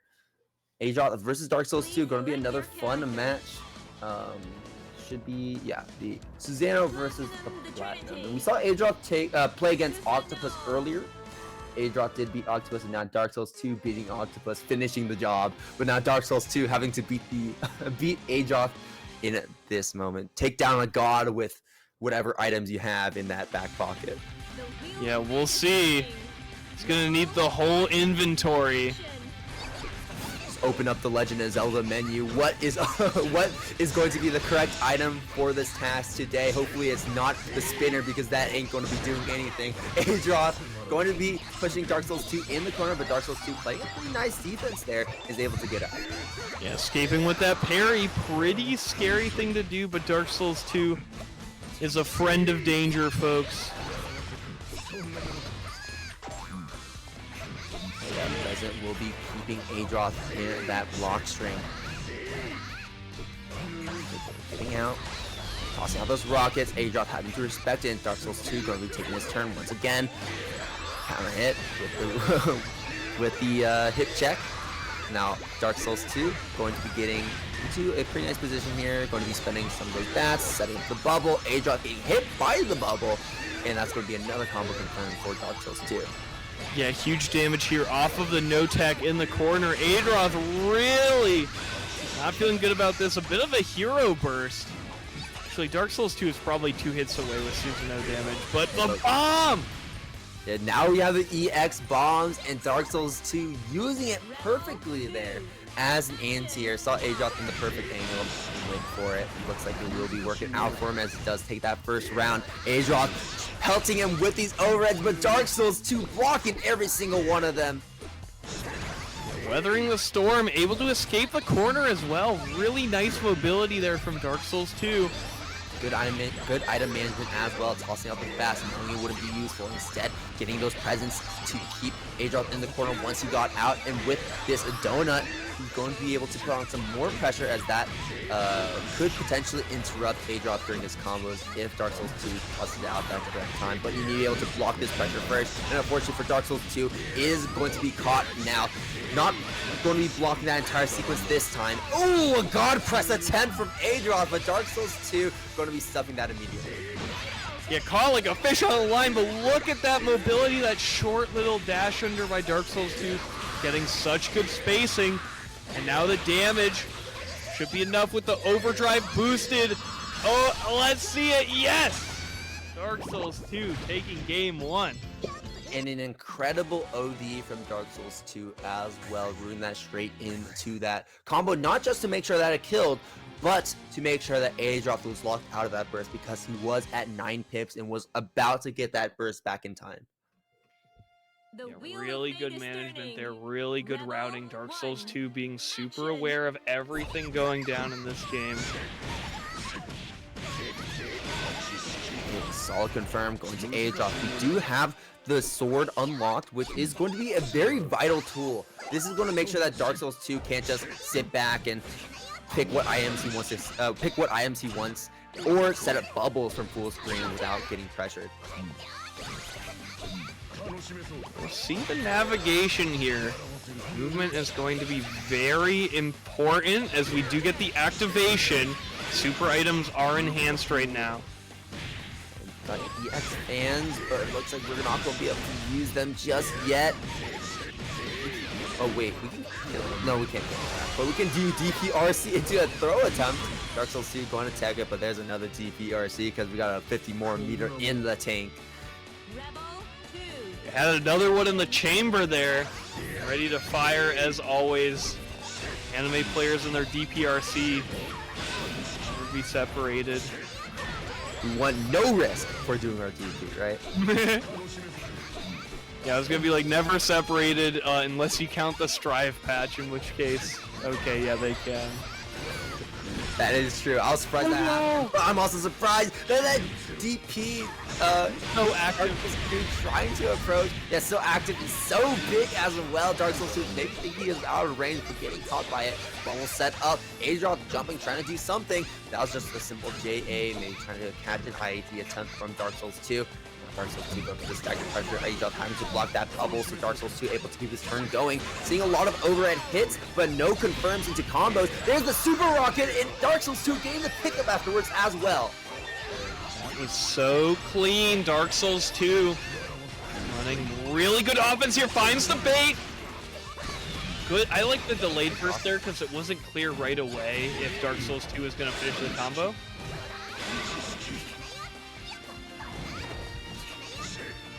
Pretty even in this life total. Oh, there's the burst. Adroth, though, very smart. Uses the 50 meter he had remaining to RC in the middle of the combo just to auto bait a burst. Man. And now tying it up. Game apiece between these two. Such a good bait there by Adroth. Great stuff. And now we're evened up in the set. 1-1. Dark Souls 2 certainly putting up a fight. He wants those points. He wants to make it far in this bracket, and he is showing exactly that. But so does Adroth. Going to be going for that 5D right there. Getting one of those seals unlocked. Not the one he's looking for, but that Grand Viper certainly is the one he's looking for. Sending out those gunshots and keeping Dark Souls 2 honest and not letting him cycle through those irons for free. You have the hammers. Adroth spending OD, respecting the hammers though. Yeah, getting through quite a bit of them. Oh, but a little bit too close with that 6D there. Dark Souls 2 ready to punish.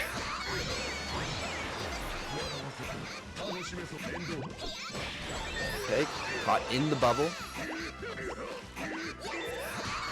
Souls 2 can't kill this combo. We need another opening. Blue B. Purple throw attempt. Adroth going to tech it.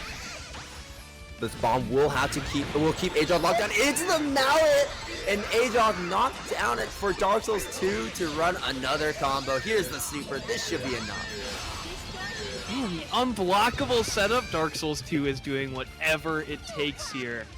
Rebel 2. Action. These combos from Dark Souls 2, these openings he's been finding have been so sick. But Adroth also pretty sick man, just going for that free DP unlock right there when Dark Souls 2 was airborne. When he was looking the other way. Caught him looking, and now the fatal starter. Out of the corner, 5C connection. That's a big hit. And now we're gonna be seeing some of those sword and DP loops here. Viper, oh my gosh, so much damage on the table. Dark Souls 2 though, pressing a button, a jump button on his wake up. Ooh! Oh!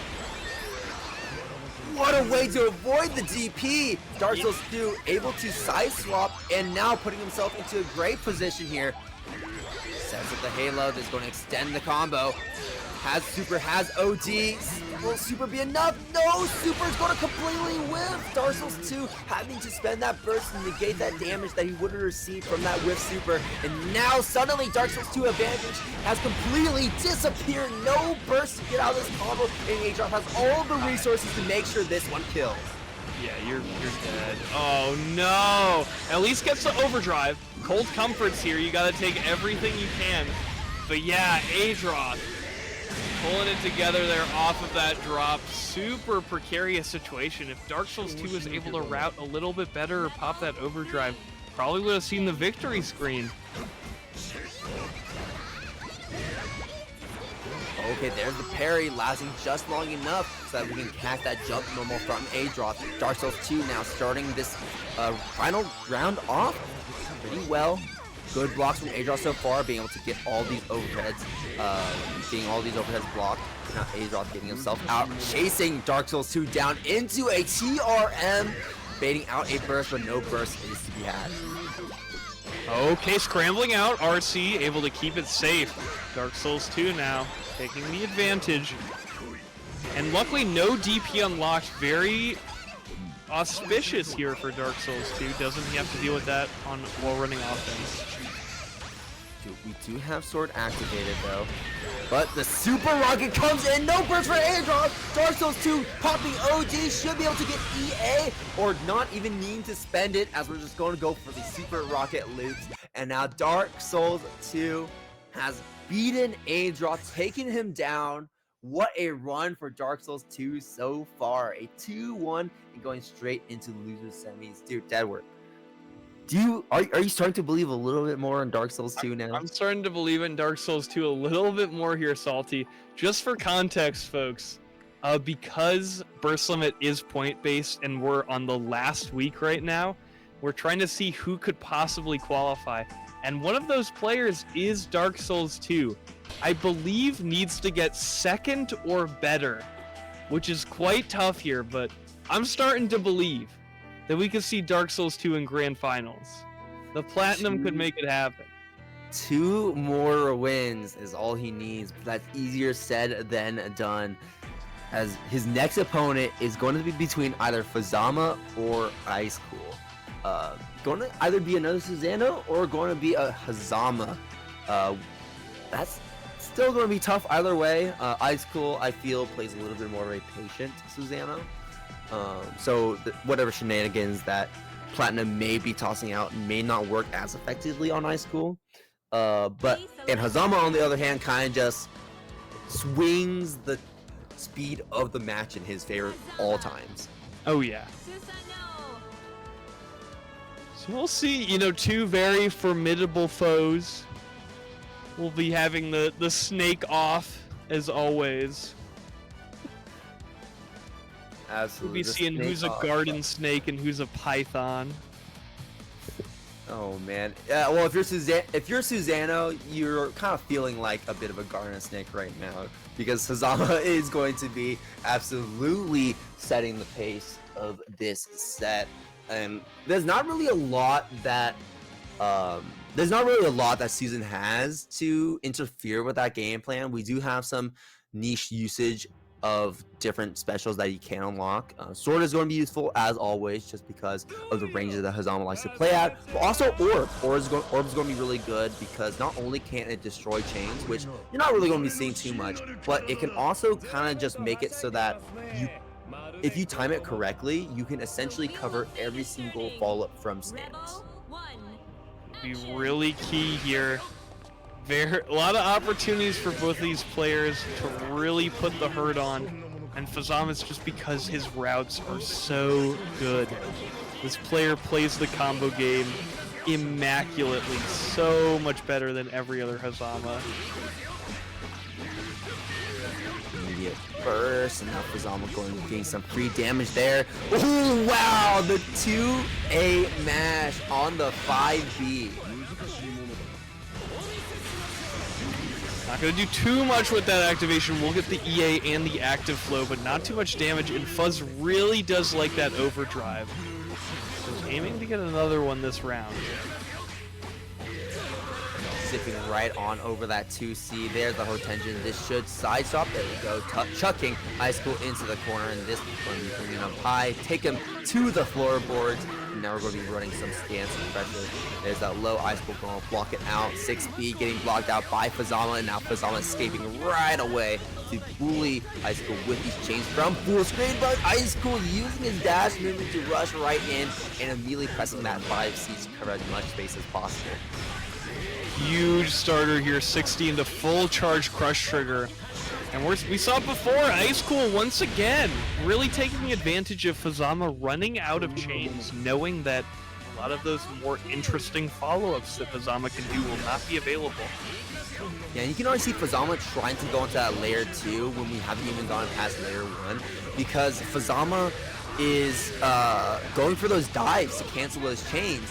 And that is an attempt to bait out anti-air attempts like 2C, but Icecool so far actually hasn't really been doing 2C too much to these chains yet, so Icecool immediately ran up and took that round because of that. But now we're in the second round, and Fuzzama's looking way more dominant than he was in that first round, not letting Icecool touch him even one a bit.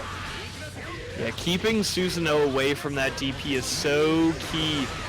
Really want to keep those snaky fingers out of the cookie jar, but Icecool caught with them deep inside, catching some devious damage there from Fuzzama. Immediate jump back, and we're just going to go for some tricky chain movement. No chains available right now, and Icecool trying to take advantage of that while he can. That's going to be a good position to be in. There's a throw, checking him up. No tech from Fuzzama. Taking the hurt. Still, yeah, unlock DP there, super key. No push-ups. That guard crush, but going for a purple throw instead. Fuzzama teching it, but now Icecool is the one working on a perfect OD, and Fuzzama just topped that OD just despite Icecool's perfect right there. Stealing a little bit of health, but Icecool still getting a win in the end. The very toxic poison there, stealing the perfect. Fuzzama definitely hoping for more off of that. I mean, I've seen this player do crazy stuff with 8-second overdrives, but yeah, not really being realized there is really tough when you do that overdrive and you're 0 because your opponent isn't pressing anything. It is just a bit of a guess situation. Yeah. And but that was also a little bit of a Hail Mary as well. Like Fuzzama was just trying to grasp for something to work in that final round, but not going to work out at all. Game number 2 though, things could certainly change in his favor. Ooh, okay, I like what we did there, going for the anti-air after the dive in that moment because he knew that Icecool was trying to approach afterwards. Hanging it on with the command grab, but getting punished for it. Really uncharacteristic drop there from Fuzz. These 5As and 6Bs, 3C getting blocked. Icecool really backing up. Looking for his opening, trying to go in with an air dash, gets anti-air, but Fuzzama dropping the combo. OD, Potension, we don't have meter to back that one up. Icecool might be able to get the kill there, I think. Yeah, we definitely are. This is just too much. Icecool. Oh, okay. Keeping the pressure instead. Instead, maybe trying to get a little greedy with those resources, trying to hold on to that burst if possible, but now spending that burst and getting it baited. Fuzzama, What just tossing him happened? into the corner instead. What just happened? Oh. What a reversal of fortune there. Fuzzama dropping 2 key combos, looking to be out of the running. But Icecool is just not able to kill on that final combo, and Fuzzama able to run it all the way back in just 2 interactions. Alright, well, Icecool's going to have to forgive and forget now, as we get into this next round. He needs to make this work if he does not want Fuzzama to get a game on him. But it looks like Fuzzama might be doing exactly that. Chucking a little to the air, getting some more damage. Tap onto him. Overhead, doing some small packet damage. Icecool may not want to burst this one. Ooh, actually, I think no, I don't think we're going to be bursting this one. Maybe trying to save it for the OD, knowing this combo is not going to be enough to kill. 2A OTG. Icecool having to burst, but Fuzzama just out of range, can't get the punish, but will get that command grab, and that is going to be the game, going to Fuzzama to even things up once again. What a swing of the pendulum there. It felt like Icecool was so far ahead so early, and then Fuzzama just flipped the script. Completely changed the narrative. Oh man, what a way to, oh man, Icecool really did look like he had it in the bag. But now he is the one potentially putting the fries in the bag, as Fuzzama is starting to threaten this set win over Icecool. One more game for Fuzzama, but also one more game for Icecool. Icecool is still in the running. We'll see what his response is in this final round, or this final game in these final rounds. Fuzzama though starting us off strong, drawing that first blood. Well positioned here, keeping the stagger pressure going. A lot of IBs there from Icecool, showing that he's super cognizant of the active defense here and knows what Fuzzama's going to throw out. Backing up, Icecool trying to chase him. This OD running out and putting himself into the corner. Fuzzama immediately capitalizing off that with those chains. The counter hit on the stance low, and that's going to be the attention to maximize the amount of damage from this combo. I believe we'll be getting another 50 for the double super if he wants to use it. I think we might want to. No, we're just going to instead go keep this mix going. The stance into the RC cancels to keep it going, and Fuzzama now on set point. Looking pretty dicey here from Icecool. Fuzzama has had quite a run of good luck here. Perfect pressure. Well, Scuzino just needs a few good hits to start being a really good character. I think Icecool may have already gotten that. So we have the GT, we have the Grand Viper. We'll see what he's able to make out of them. Fuzzama, what a clean anti-air. These anti-airs honestly been on point, whether it's with the chains, whether it's with the stance. And Fuzzama is able to reap so much reward off the positional advantage he gets off of these landings. Threatening. How's he gonna good IPs, but opened up on the Grand Viper. Overdrive pop is probably gonna make this enough. The enhanced super is gonna deal a bunch of damage with all the unlocks that Icecool has, and the laser beam should clean it up here. No, not enough. Okay, but we do have the enough meter for the RC into the run up OCG. Good stuff. Now we're at final game, final round. Back up from Fuzzama. Wanting to play this one a little bit slower, but going to be getting his first, drawing first blood once again. You know, Icecool immediately put on that back foot, but we saw Icecool get out of that corner last round and suddenly get his momentum back. Stopping his momentum by any means necessary. Icecool still do not have bursts as Fuzzama is taking more and more of his health away. Punishment really hurting. Again, no DP to kind of scramble out of this. Overdrive activation is going to be helpful to assess the situation. Icecool hasn't been knocked out yet. OD maybe anticipating a throw from Icecool, but no, that was just 5A, so we are 0. Fuzzama can't get advantage off that, but we'll be getting a little bit of lifesteal to bring Icecool into one-hit territory. And Icecool knows that, backing up, trying to call his shots. Fuzzama, I think, might have found the hit. No, not yet. Super scaled there with the starter. Probably wouldn't have been it, even if that confirm had continued. Let's see if Icecool can make a miracle comeback here. Really feeling that stagger pressure from Fuzz. Scramble on the air dashes around each other. Chain does connect. I think you qualify here. Yeah, can't use that burst with the chain combo. And Fuzzama going to be continuing on the loser side. And suddenly the freight train that is Susano has ended. The dream is not over for Susano's though, as Quetzalgoatl is still in the bracket of Icecool, being taken down by Fuzzama after a few unfortunate plays. And now Fuzzama will be the one to face off against Dark Souls 2 in losers semis. So good. He's too good, folks. The snake always rises to the top. Super big win there by Fuzz. Once again, that's all for the smoke show, all for tonight. Fuzz and Icecool both super deep into our point bracket here. Very, gonna qualify no matter what happens here tonight. Just out here for the love of the game. Yeah, absolutely. But now if Icecool wasn't locking in this bracket, really needs to be locking in these upcoming weeks, not only to qualify into that top 8, not qualifying to top 8, not only to win that top 8 bracket that we're going to be seeing to see who gets that free trip to Boston Blue Beach episode, but also for Boston Blue Beach episode and all the other events later on throughout the year. As we get to, as we're about to, we're starting to knock on the door of the summer season in terms of tournaments. Oh yeah. Back when the Lion shares are coming out, feels like it's a major every month. We got Slashback next year. I don't think Icecool is going to be intense for that, and certainly not Common Breaker, as Common Breaker did not have BlazBlue. But you got Evo, you got CO for sure.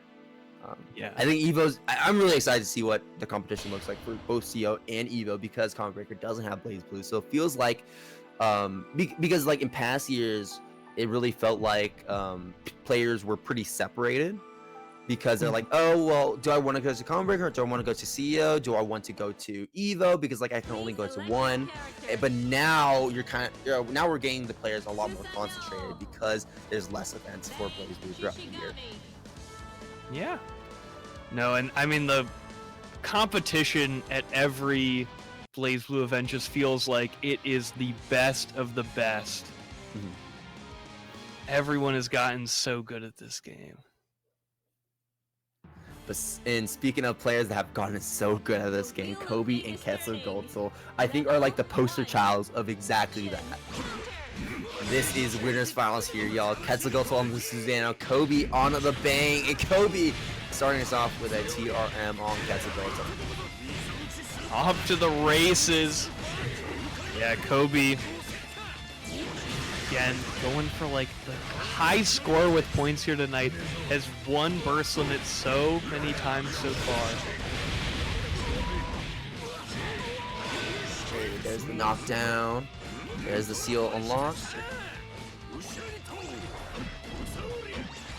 Yeah, we're just going for a lot of these preemptive air buttons and trying stuff Kobe if he chooses to approach with these air dashes, but so far Kobe has not been biting. The throw was kind of waiting there for a second, seeing if Quetzalcoatl's DP would come out. Exploding nail to make sure you don't have to deal with that on wake up. There's the nail umbrella into the guard crush burst from Quetzalcoatl. A risky one, but it may be paying off. We have 100 meter. It's still a little bit dicey. Oh my! Oh no! No, he still jumped the combo. I gotta point out earlier though that interaction using Sonic Spin to get over the D nail was crazy. Quetzalcoatl is locked in tonight, folks, trying to qualify here. Yeah, it's still a little bit dicey of whether or not you'll get enough points. You think top 3 is enough to qualify, but you want to make sure, right? You want to make sure that you are at for sure qualifying. And top 2 is so close for Quetzalcoatl. Okay, falling air button. Let's go to catch Kobe. Good block on the spin, but jumping in the air to block it. Backdash, Quetzalcoatl weaving out of Kobe's pressure. Get out. D-nails though, just too oppressive in neutral. And for how good they are, Bang does get a surprising amount of damage. Okay, there's the sword. Keep Kobe at bay. Jumping, lots of air normals. But Kobe is also notably playing a lot more grounded in response to that to catch Quetzalcoatl as he falls down.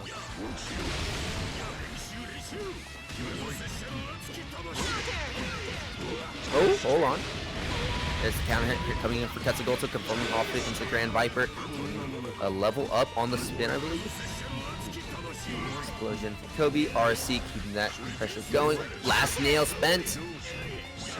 Alright, well definitely has to approach a little bit more linearly. In neutral now, caught by the Sonic Spin. No burst. Oh my god, there's the OD. Let's do a DPRC. Whoa, really into the TC, but Kobe getting out of the way. No more OD left. Grand Viper going to whiff. No punish for Kobe. Grand Viper again from the other side of the screen, and it catches a Quetzalgoatl with a point on the board. That has got to feel good, but this is a longer set between these two. The full send from... Yeah, I mean, really sent that. Oh my god. That is like the highest high you can have as a Xano player, or is when you just full send that Grand Viper from full screen, thinking, like, knowing it has like a 50-50 chance of actually working. Yeah. And then also if it whiffs, it's like, oh no. Oh well, yeah, exactly. If it whiffs, you're like, oh well, I'm screwed now.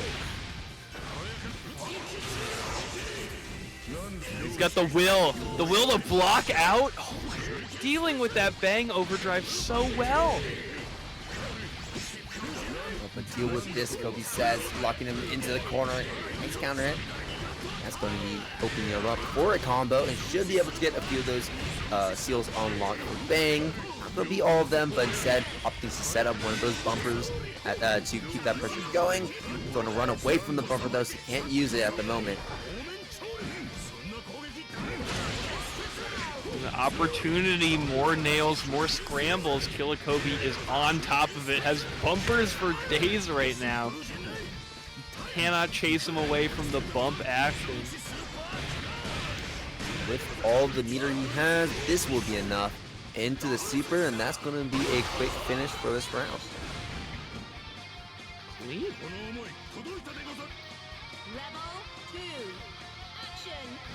Round number 2. Super solid here, not that he ever doesn't. His bang is eternally consistent.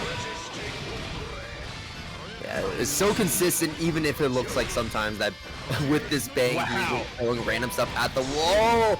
Okay, Quetzalgoatl getting some nice confirms there, dropping that combo unfortunately though, so Kobe is going to be air taking right out of that corner. DP on wake up, Quetzalgoatl getting Kobe off in. Oh wow, the very aggressive, the very deep 2D there. Oh, and the confirm as well, putting the hurt on the stagger so much. Alright, watch D-Nails kill here. No. Okay, you're going for the setup instead. I think he could have done it. Oh! Oh, straight to OD. Yeah, okay. There we go.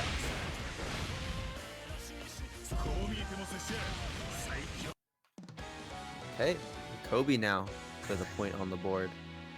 Quetzalgoatl got that early lead, but still needs to lock in for 2 more games as we are in winners finals. Focus up. Yeah, the time is many more games ahead of you. Winners side grand finals looking ever so tempting here for Quetzalgoatl, but Kobe just is so tempted here just to continue to gatekeep Quetzalgoatl. Do exactly that.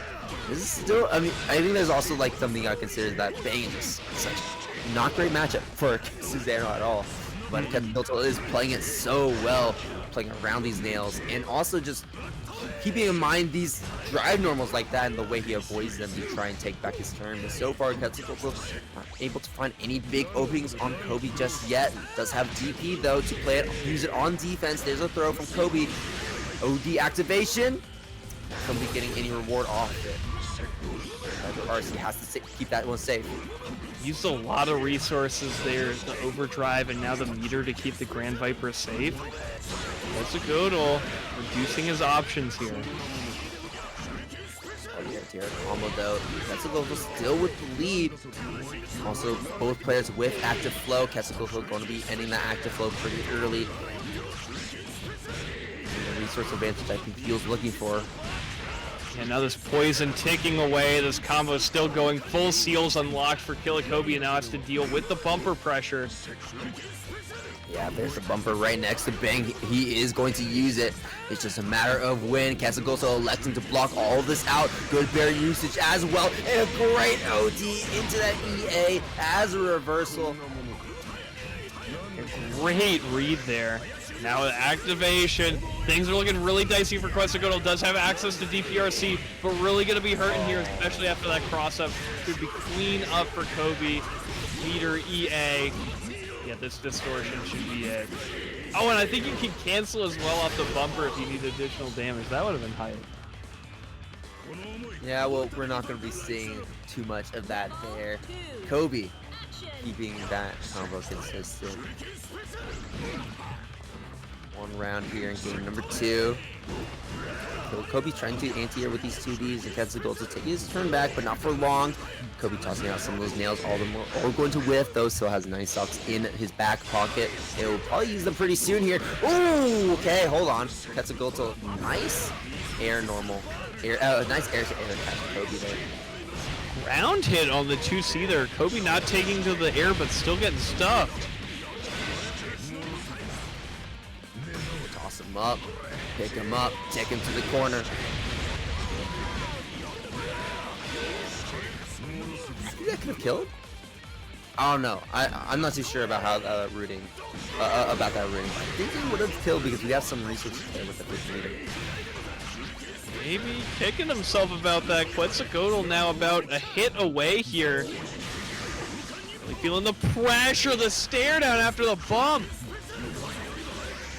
Locking it out. Both players in overdrive right now. Very interesting uses of overdrive for Kobe as well, just because this isn't even the final round. But Kobe just wanting to take it right now. He's like, you know what? I don't want this to go on longer than it needs to. And there it is, the cross up to the other side. Make sure that OD did not go to waste. And Kobe, despite being so low on health, did not let it phase him, as now he is 2-1. And that's one of the really neat things about Kobe. And I think what makes him go so far is the fact that he just does not care. And he will just do, like, he just really does not care, and I think that really worked out in his favor. What's a god to a non-believer? I also think Kobe has been bumping more than like a club on a Friday night. He has been dashing all over the place, keeping this pressure up, cleaning up these rounds. Now just a game away from grand finals. Poison applied, and that just did so much damage to Quetzalcoatl there. There's a throw, EA on wake up. Oh no, that's super on wake up. My bad. Being the sword unlocked. The unlocked I think Quetzalcoatl wanted, and especially now that he had lost that round, Quetzalcoatl is now facing against Kobe, who is on set point. Round start, air throw, get out of the air. This is a no-fly zone. Go to the corner instead, and now Quetzalcoatl locking up Kobe, locking key, but Kobe pickpocketed him, and now using that OD to get all the way out. Good blocks from Quetzalcoatl so far, taking a little bit of damage from those overheads, but unfortunately poor Kobe was not able to get a full combo until now, but a lot of corner carry is what Kobe is doing. Yeah, now the active flow, keeping the pressure up, that command grab just contributing to the suffocating feeling that Quetzalcoatl has in his throat right now. About to get sent to losers here, one guess away. Quetzalcoatl, what are you thinking? DPRC denied by the exploding nail, but off of the scramble, Quetzalcoatl will come out on top. There's a throw, picking up Kobe. Kobe has burst. I don't think he's going to spend it, because this combo can't kill. Oh no, the drop! Not getting the knockdown. Kobe spending the burst now. Wanting to end it here, but the Grand Viper catches Kobe off guard. Quetzalcoatl staying alive for a little bit longer. Wonder if Kobe could have been inputting a super there. Did not get caught low. Got caught mid. Also could indicate trying to like jump out. Very interesting. I feel like Kobe, I think, gets hit by that Grand Viper quite a bit, so it might be him trying to just jump out, but also, like you said, could potentially also be him attempting to see through it. Okay, big opening here. Should still need one hit, but can go for the Umbrella Rain, opting for just the Exploding Nail instead. Will not be using it now though, just because he's not in the corner, but now he's definitely not going to be using it because this combo will not actually be enough to kill. Goes low. Out, but it will not. Oh, wow, okay. Trying to super on the DP attempt, but that DP is dripping with in-roll frames. So Kobe is going to be smacked out of the way. Blocking out really well here, Kobe. Finding the explosion for the plus frames, dashing in. Overhead will not connect. Really low here, but no nails on Kobe's side, which means that you will find that air throw, will get the pressure. Oh, and there it is. The teleport to the other side. Kobe.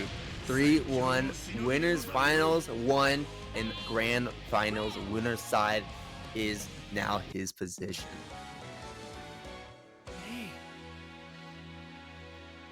Excellent little drive there to finish it off. Kobe playing super confident that whole set through. Now Quetzalgoatl going to be sitting there in losers finals waiting for a worthy opponent. We will be finding it in our next match of Dark Souls 2 versus Fuzzama. Alrighty, we're going to be seeing the continuation of Dark Souls 2's run.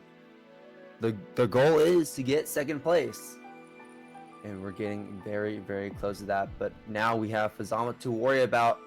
No more Susanna's, no more easy matchups. Now it's all Fuzzama this time around. Yeah, gonna be pretty exciting to see. I mean, Dark Souls 2 has been on a mission tonight.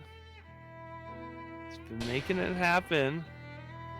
And we'll see. Always a chance that a player can't make the qualifying tournament, may need to find a runner-up, so Dark Souls 2 definitely looking for that bridesmaid position, if not the bride themselves. You know that Fuzzama is not looking to give it to him, right? Oh yeah, absolutely not. It's like, you want to be in that top 8, you're gonna have to work for it. Okay, looks like we have a bit of a small DC there. Okay, they're not playing without us. Good news. Bad news, they've been kicked out of the room for a little bit. Oh man. Yeah, this is going to be an exciting one, folks. I'm pretty excited to have this as the final first to 2 match. Going to make it very exciting. Could end in an instant. Yeah, we've seen how rounds can completely swing into Fuzzama's favor, where he just completely runs away with a round and prevents the other player from playing the game. And it goes back to what I talked about Fuzzama earlier, whereas like Fuzzama does in a lot of ways have to go for call outs and predictions to keep his pressure going, but his toolbox is so expansive that he can have a lot of versatility with how he approaches each situation, and theoretically can have an answer for whatever the opponent may be trying to toss out. Yeah, very, very adaptive character. Do quite a bit here, and looks like our players are getting set as we get into our final first to 2 match of the evening. Loser semifinals between Dark Souls 2 and Fuzzama. Let's get right into the final first to 2 match. So there's way more stakes on the line. Things can go by in a flash, or we've seen that final game, final round situation we've seen so many times between these players already. Dark Souls 2, Fuzzama, both playing very frantic already. And you really have to, as Dark Souls 2, you cannot sit back and toss out bubbles. You got to approach to make sure that he cannot run away like Houdini. In Dark Souls 2, opening up Fuzzama with that overhead, looking really nice. Has Frying Pan as well, which could be a very useful item to have against Fuzzama. Super helpful here at the start, threatening with the bubble, but it was the throw that will connect. Bubble's gonna change the routing here a little bit though, so Dark Souls 2 has to pay attention to it. And that routing is perfect. Lean! Well, that's a great first round to start us off. Dark Souls 2. Definitely trying to make it in here. Fuzzama now showing what he's got on the table. You showed your bag of tricks, I got my bag of tricks. And now he has Dark Souls 2 locked in, jailed in with that JA. Not gonna be a lot of damage, but we're getting that knockdown regardless. 5B pelting him with these plus frames. Keeping this corner positioning and now can really go to town with the pressure after this upcoming knockdown. Has to deal with YOLO parry and overdrive. Overdrive is now off of the table. Oh, missed! Ooh, And you're gonna be full punished here by the way. And what a great start to have. Fuzzama should be able to clean this up without spending resources. No! Dark Souls 2 barely alive. But that last chain is going to be doing the job. Yeah, would have had to play that final round, or that round on the edge of a knife in order to take it with a life deficit like that.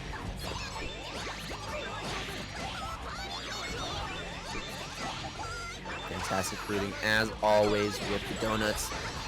Now we have the bats, not going to be useful. I think the idea is to toss out those bats as quickly as possible when you find the opportunity to. And Fuzzama not going to let him do that. He knows that Dark Souls 2 is stuck with a bad item, so he's going to take as much, he's going to be trying to make sure that Dark Souls 2 has no opportunity to get anything better. Oh, but looks like the bat will be ending up being useful. Hold on. The bat is what we needed. This is it. No, that's crazy. Overdrive EA. Overdrive EA, right? Clean. You know what? The bat. The hero bat. I'm trusting in the process. I'm trusting in the process now. I was like, no way Bat's gonna be working against Fuzzama here. Nope, nope, it worked. I'm gonna eat my words and we're gonna move on and forget I said that. Sometimes job, you gotta be a little quiet. Not everything needs a response. Yeah, exactly. You're proving me wrong. He's proving me wrong, but he's also proving you wrong in the process because now look at this. Dark Souls 2 with the lead over Fuzzama in this set. You got the crowd rallying behind Dark Souls 2 as well. Oh yeah. See this upset, wanting to see the losers finals happen. Upset would be crazy. Fuzz, like you've been saying, will not give it up easily. Super well positioned now at the start. Fuzz is always ready to dispense the damage. And knockdown, the stance into the overhead, just keep him locked in. Good use of change, but we didn't delay that. We didn't really go for the right follow up to get past those rockets. And up, Dark Souls 2, huge opportunity here. Hey, there's the poke of sticks. Presence keeping Fuzzama there so he can't slip out. There's a super insult into the fans. Ooh, zipping out with the chains. Yeah, looks like so far Fuzzama has gotten the better deal off of those two trading 50 meter. Still holding with that burst, and not intending to burst during this round, knowing it's a little risky. Walking it all out. Ooh, Axel, what a pickup! Into the teacher. Damn.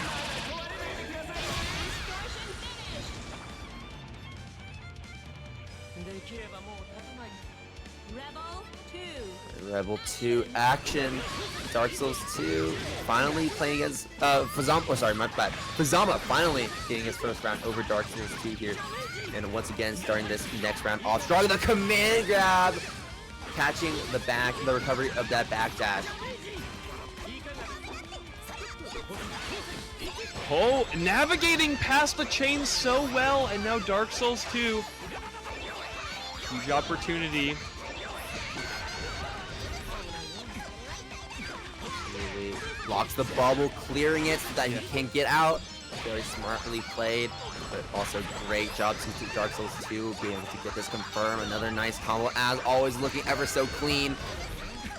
Bubble out once again. Fuzzama needs to clear this one, even with OD, but there's the O10 Dark Souls 2 getting a little too close. And now Fuzzama able to get this win here. Man, I was going, like, thinking to myself, like, oh, with the meter penalty, I don't think Fuzz gets the double super here. And, yeah, absolutely built that resource. Fuzz just so optimal with the damage. Absolutely. You know, Fuzzama, and the thing is, Fuzzama is that he's not necessarily like the...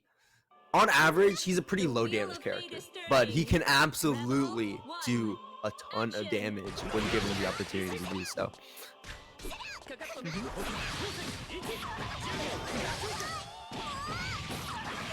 Solid starter. Off to the races. Knee will miss, and Dark Souls 2 recognizing that jumps out. Oh, good anti-air. No counter hit, but that was nothing but purple. That's push-ups for sure. No TRM, no throw counter. Dark Souls 2 maybe tripping at the finish line here. Tenjin. Not able to finish that one off. Oh, and Fuzzama. There's the loops. Damage. Throwing him with the Fruit Loops. Oops, all green. Rebel 2. Oops, Devastating. all snakes, and Dark Souls 2 in a way is kind of being sent down the chutes. Dark Souls 2 getting opened up once again as we get into this potentially final round. Bat on Wake Up. It's going to be giving Fuzzama a little bit of a concussion. Dark Souls 2 adding some more damage here. Getting a nice side swap as well. Very clean combo. Oh, huge starter, but no confirm. A little bit unusual on that hit. Interesting, using the install super from full screen, knowing the change, we're not going to be threatening him. And we have the fans. Well, Dark Souls 2 has a lot of fans both in-game and in the Twitch chat right now.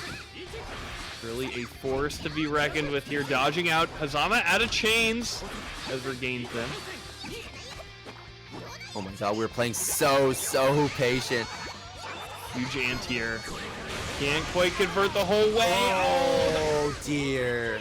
Overdrive is a punish there. This time I think actually Double can't get... super.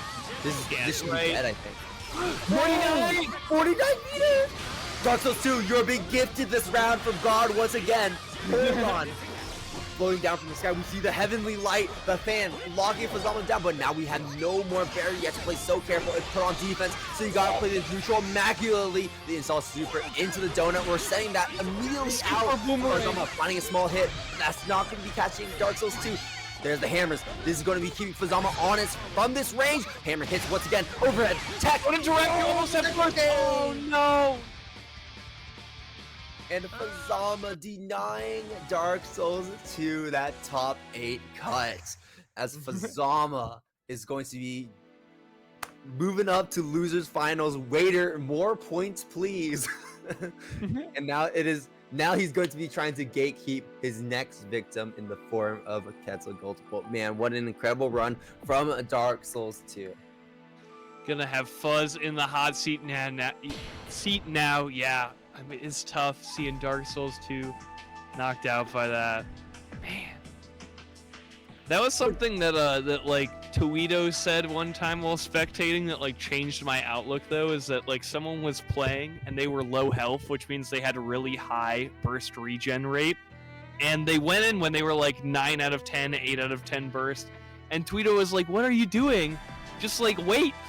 You have 8-second overdrive, you have burst if you get hit, like if you're low health and you're that close to burst, you really just want to try and wait it out for the resource to come back.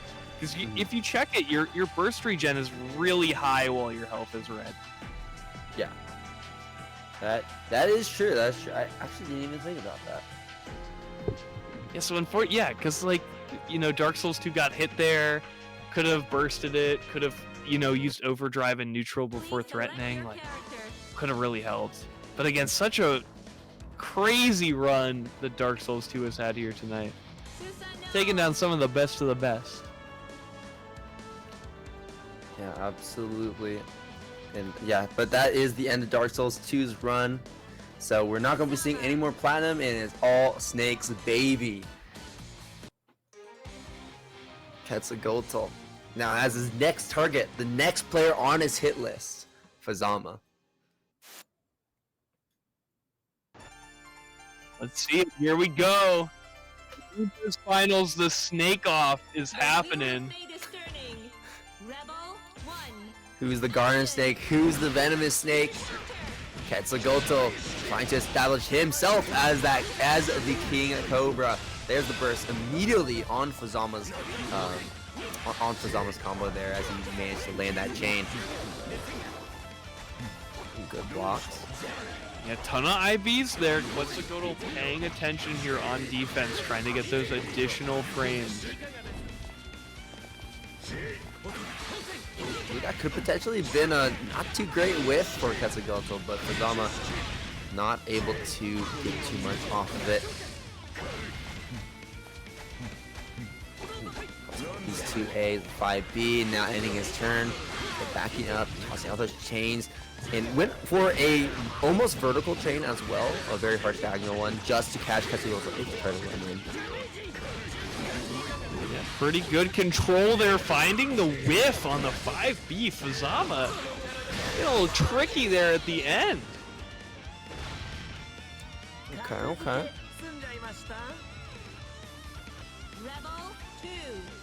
Quetzalcoatl is made of sturdier mental stuff here. Will not be dissuaded by the early aggression here from Fuzz. Oh, that stance overhead will whiff. 5C though getting blocked. Block all this. Straight to tackle though. So Quetzalcoatl forcing his own turn back again and forcing the turn back again as he goes for another tackle. 6B, B, and now this is where the party can truly get started here for Quetz. Man, what a set of tackles as well. Where's your DP, little bro? Where can he get it? Well, I hope he doesn't have to play any defense here. Quetzalcoatl. Feeling the hurt? Yeah, that ODR is not going to get you that many plus frames, especially after the rapid from Fuzz. Oh god, that's a terrible 2C on that OD. And the hurt here. Fuzz dealing way too much damage. Like, oh my god. I mean, it's an overdrive. What was the starter? Yeah, that was overdrive 5D. Oh, okay. Oh, I don't think we're killing here. Yeah, we don't have any meter. Get off me. Fuzzama. No more chains. Yeah, seeing the aggression from Quetzalcoatl immediately once the chains wrap. Yeah, and Fuzzama using his final defensive resource as well in the form of that counter assault. So really just could not do anything there.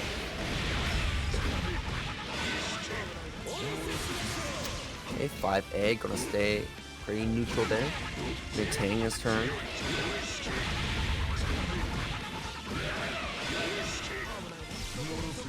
Bust down level 2.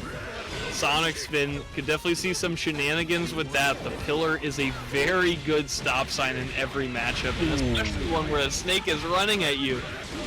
Clean confirm going to Quetz. And the spin, just completely walling Fuzzama out.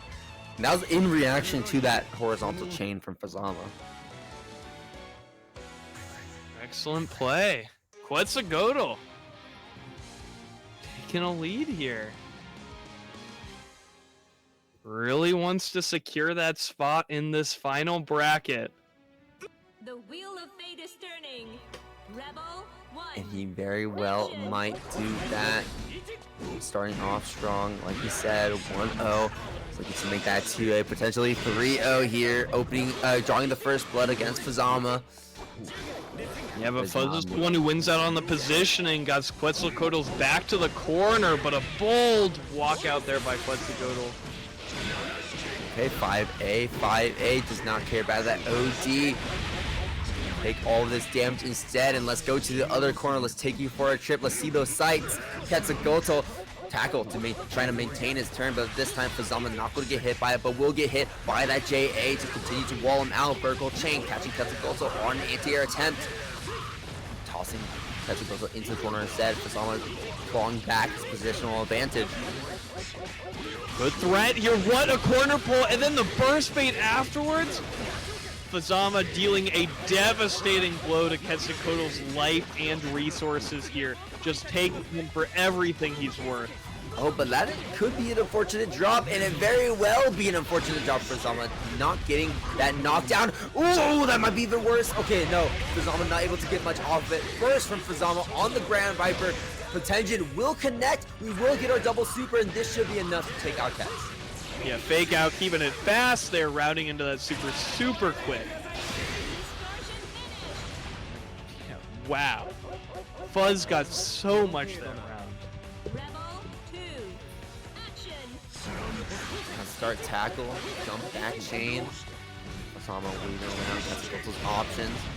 Ooh, okay, getting caught by the 6D into tackle once again. Run up throw. We should unlock Ground Viper, and we should be unlocking Spin after this as well. There we go. Now we have our Staircase combos unlocked. Guard Crush. Oh, this is massive. Into a cheeky God Press. Pull. But now, Fuzzama big 5A starter. Gonna be solidifying this corner positioning, really threatening. Base out the DP. That's huge. Burst does connect. Quetzalcoatl feeling the pressure. Oh man, he is looking for a hit with that air-to-air spin, but Fuzzama is playing around that completely. OD to increase the amount of damage off of this comp. Wait, no, that's. Yeah. Wait, yeah. Wait. Poison is contributing. Oh no! Oh, okay. Even 6.3, not enough. Oh no! Oh no. How the pendulum swings, Salty Boy, and just like that, Quetzalcoatl will be the player taking the round here. Well. How the turntables turn. Alright, that's going to prevent Fuzzama from getting a game, so we got one more round to go through. Truly locking in, though, getting caught by that overhead stance cancel. Ladder up, ladder down. Oh, was not able to anti-air, just got hit standing. Now Quetzalcoatl keeping the pressure on, got two pretty key unlocks here in the DP and the dust kick. Oh, a little cheeky with that purple throw. Oh, he gets sent. Fuzzama baits it out though. Quetzalcoatl still alive, gets caught anti-air, RC extension. Fuzzama not able to finish the food, but the counter assault attempt is going to get blocked.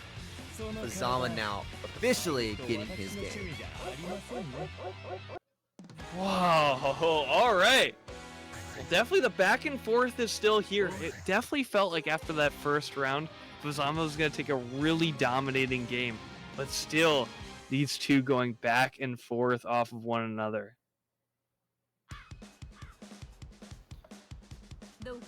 And now is the question of who's going to break the parity of this score. Are we going to be seeing who's going to be getting that 2-1 now? Quetzalcoatl chasing down Fuzzama in the air, but unfortunately not able to find too much. 5D unlock on the seal. So Fuzzama is going to be immediately putting Quetzalcoatl on the defense, saying like, you know what, use that DP now, I dare you. And it gets blocked, taking a burst away from Quetzalcoatl as he wants to deny the damage that Fuzzama would have gotten. Though unfortunately, we're not going to be able to get the corner. That was a bit of an awkward confirm there, but we're going to be going to the other corner instead. 6B is getting blocked. Oh yeah, unfortunate 5D getting caught by that OD. And I know now that he can definitely build the meter unless he drops it for the second super. Did not come out to be that way though.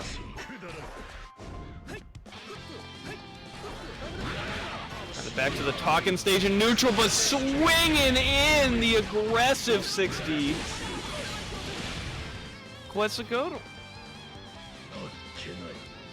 Quetzalcoatl back on the map. They're going to be trailblazing through it here. 6A overhead connection, but they're not really scared of 6A if Fuzzama does not have meter to back it up. Dash opened up, full charge here, so full confirm. Really stands up here on a Monday night. A lot of these drop combos are really, really unlike Fuzzama. Yeah. But I mean, this round's definitely looking like the current Fuzz. This is really advantaged. Burst it out.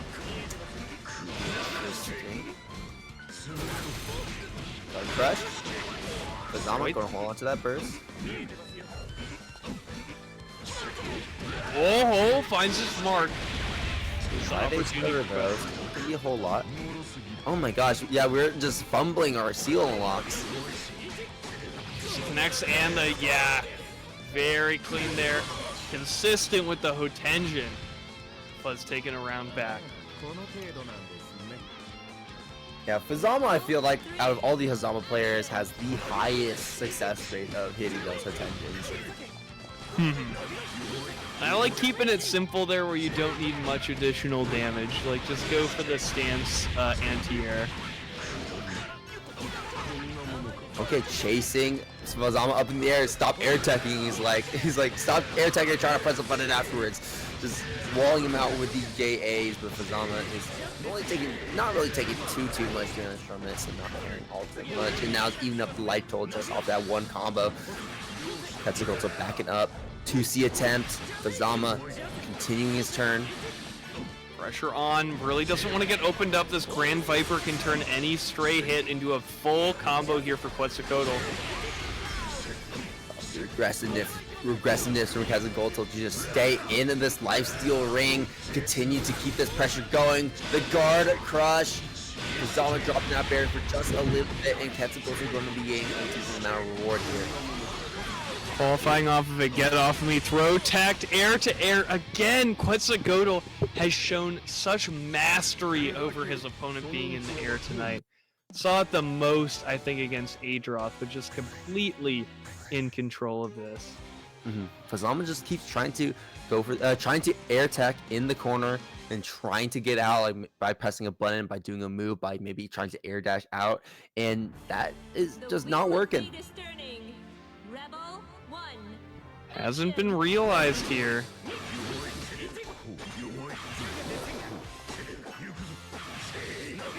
Ooh.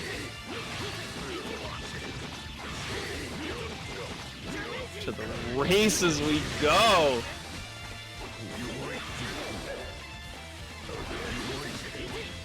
Quetzalcoatl, that OD timer running completely out. Fuzz in control of this round. Drops the combo though. Quetzalcoatl, a free man. The chains have come off.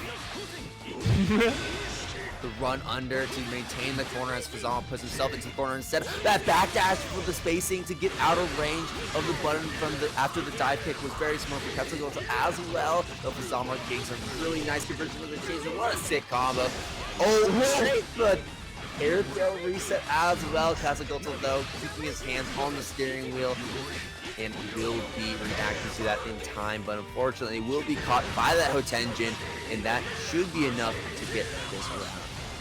Oh my, Quetzalcoatl's life flashing before his eyes there, my goodness. Woo! So, yeah, you gotta be quick on the trigger with that purple throw tech. Has an additional amount of frames to tech it, but they always come when you're really not expecting them. Alright. Oh, what a nice whip punish from Quetzalcoatl to that 5C, looking really clean. Wanting to keep this momentum up, you'd much rather go to grand finals on game 4 than game 5.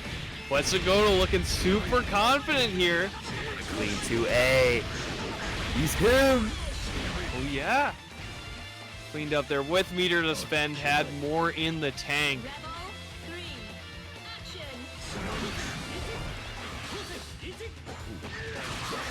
Ooh. blockable.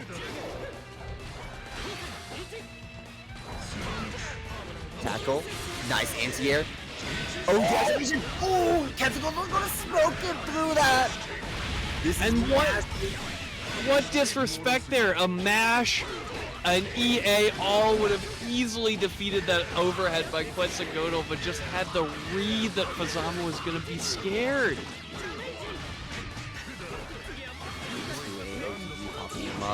Nice block on the cross up. OD activation from Quetzalcoatl backing up, not gonna be able to get advantage from this OD timer as Fuzzama avoids or takes himself out of that situation.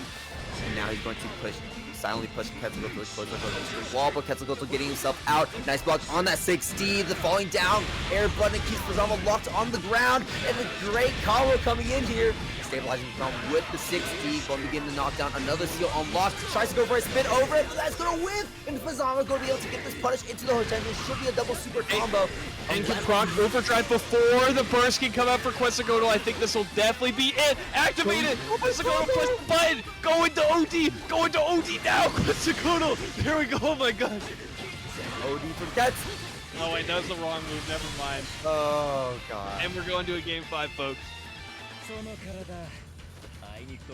Once again, it feels like these combo drops are so uncharacteristic from Fuzzama, but Quetzalcoatl also fumbling some of these routing as well, which is just leading to a lot of these scrambles that is not really in Quetzalcoatl's favor. And these scrams are far more favored for Fuzzama just because he can be so slippery. Quetzalcoatl starting a chat or a chant in chat right now. Seeing all the no breathers come in. Game 5.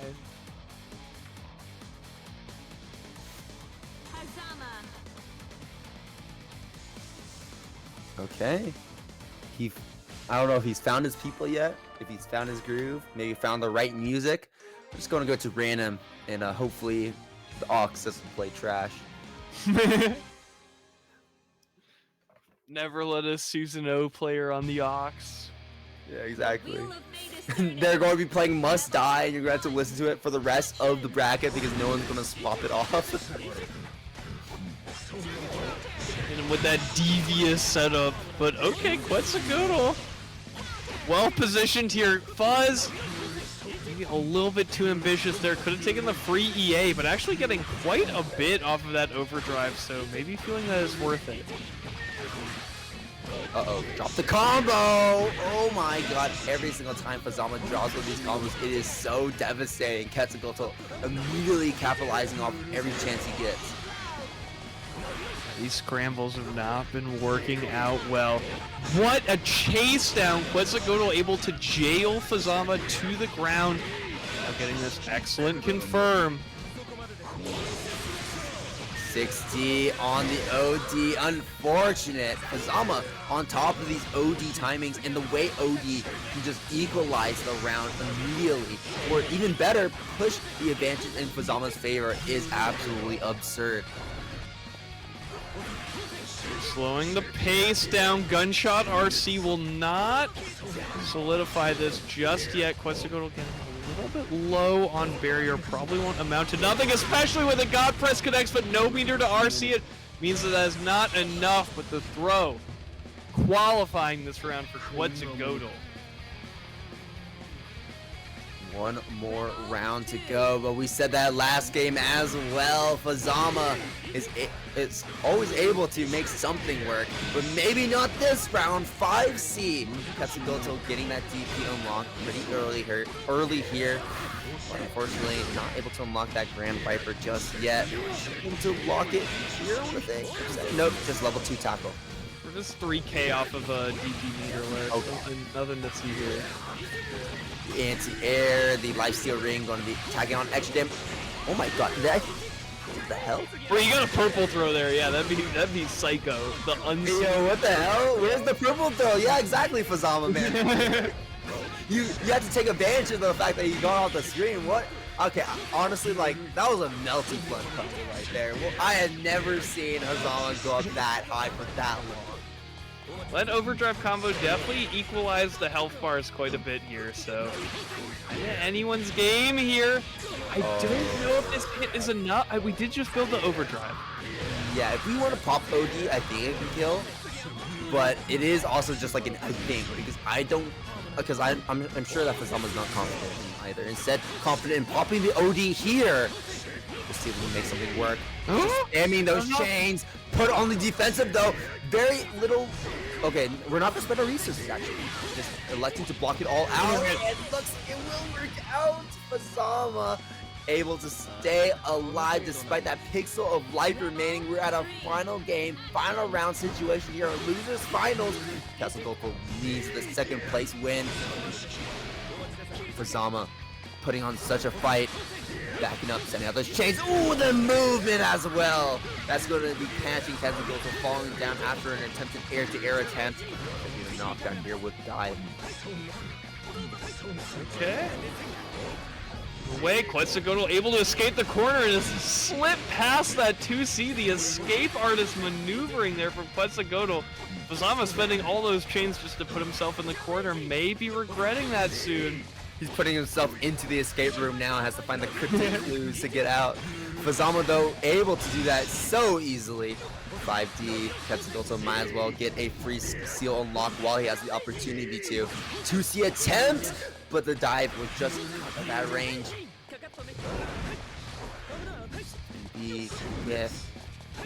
Looking low on that barrier gauge as well, which could play a factor. There's another 2C attempt going unpunished by Fuzzama, not in that range. Going to whip punish that tackle. Oh, baiting out the anti-air, but this is huge for Quetzalcoatl, not. Ooh. DP with Fuzzama. We have the double super combo in the pocket if we want to use it, but I know we don't, because we know it's not going to kill. We need one more opening. The RC to keep this combo going. Stance back, just play it safe. The chain forward, catching Quetzalcoatl in the corner, and that is going to be it. Fuzzama with a perfect and a 3-2 win over Quetzalcoatl. We'll be moving back into grand finals to get that run back against Kobe. I totally forgot just how fast the recovery on that Fuzzama overhead is. Any other character would have gotten smoked by an overdrive like that. Bro, dude, that movement from Quetzalcoatl, absolutely absurd. Yeah, I know. I see it in the chat right now. You can tell, like, he was probably sweating after one of those rounds right there. The one that came down so close. Dude, yeah, no, his movement absolutely insane, weaving in and out, baiting everything from Quetzalcoatl. Like, he was like, now I'm here, now I'm not. Man, like peekaboo is like the yeah, no, that's really good stuff from Fuzzama, and really good stuff to Quetzalcoatl. I think even at third place, he still is qualifying into that top 8 cut. Yeah, and qualifying will make it possible for him to enter that final bracket, maybe getting an all-included trip to Beach Episode. The Boston Blue Beats Regional coming up this July 18th through 20th, going down in the Westin Walden in Walden, Massachusetts. Have all the mainstays, the new games, Tekken 8, Street Fighter, Fatal Fury, BlazBlue, Sailor Moon S, and more that you see here. Registration and hotels have already opened. Folks, I hate to say it, but you have already missed early bird, but there's still time. Get that registration in. Get it booked, especially if you're on the East Coast. Come support your regional. This is going to be really exciting. And if the summer is too far away, well, we have that Boston Blue Beat Monthly back in May. It will be on May 3rd.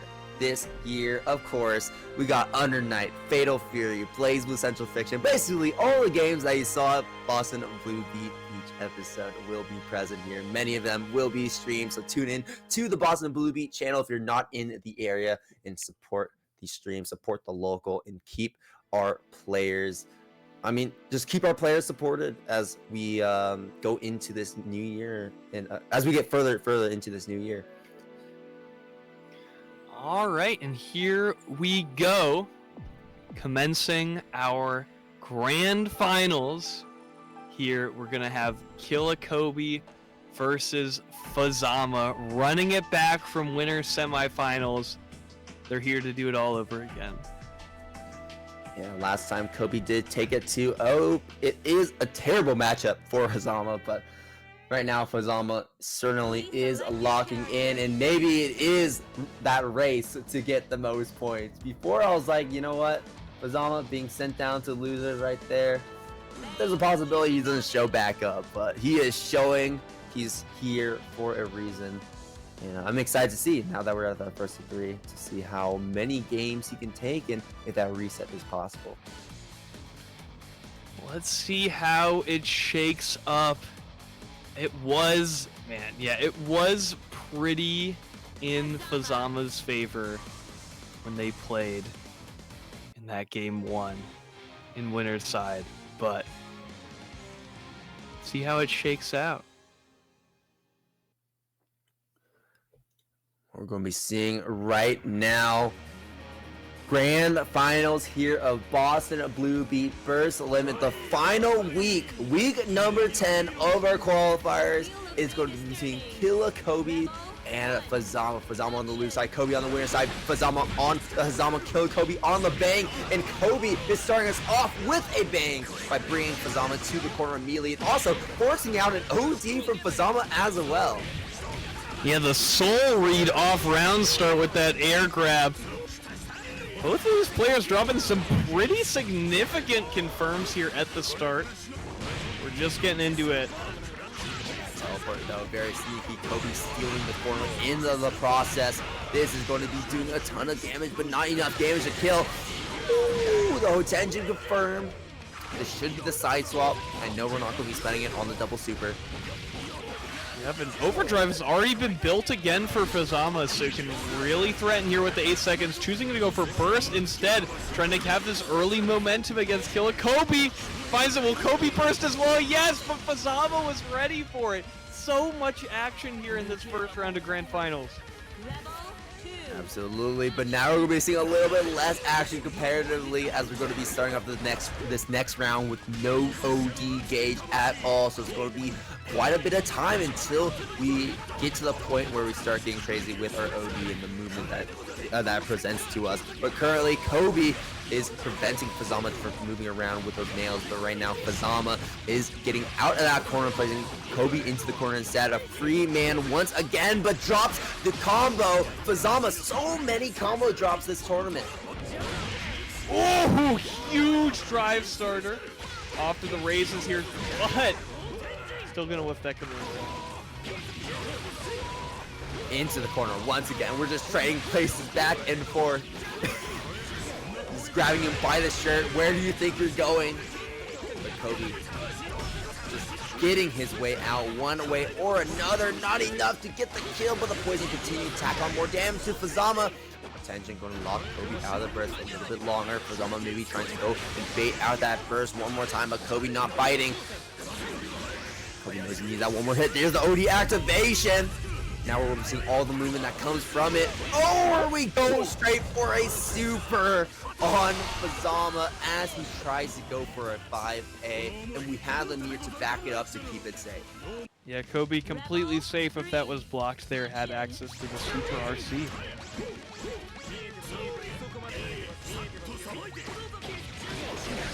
Good low from Fuzzama, stuffing Kobe on that approach.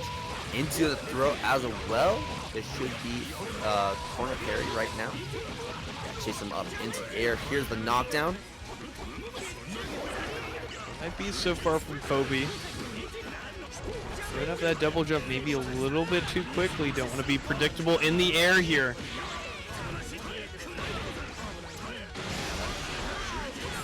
Tech. Nails covering right behind Fuzzama. Lots of these overheads connecting with Fuzzama, consistently resetting the pressure for Kobe. It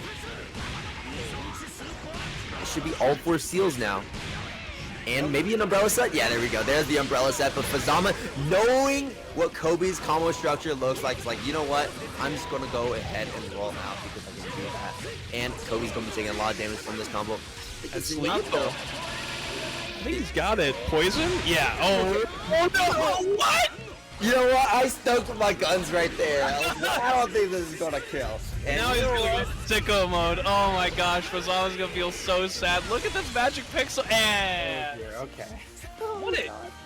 Sorry, we were like, what a first round of Grand Finals. What a first game of Grand Finals. That was action the whole way through. Oh dear. There, you know. What if there was a micro optimization Fuzzama could have made to make that combo kill? We'll never know. But or maybe we'll know later if Fuzzama gives us an answer. But right now, Fuzzama taking that first game had a bit of a scare when that combo didn't kill. But now we're cleaning the slate once again. Game number 2. Let's hope that it's going to be as exciting as it was in number 1. Right back at it. So exciting, you just gotta keep on rolling. The fatal counter starter here for Kobe. Very helpful in getting some additional seals. Oh yeah, clean. Seals, all 4 seals unlocked, as well as a bumper as a cherry on top. Fuzzama opened up one more time. We're not spending our burst here. Kobe gonna be getting the closer on this round, and that would be Curtis. And Kobe set up here, more bumps than a Wall Street white girl, taking him to the corner, and a huge round start here as we continue on to this Grand Finals. Rebel 2. Action. Okay. Good blocks from Fuzzama. All these crosses, these overheads, these lows. Eventually getting opened up by the overhead. Small blue beat, but we take that. Also set up, 2 seals unlocked. Poison nail attempt, but Fuzzama going to avoid it.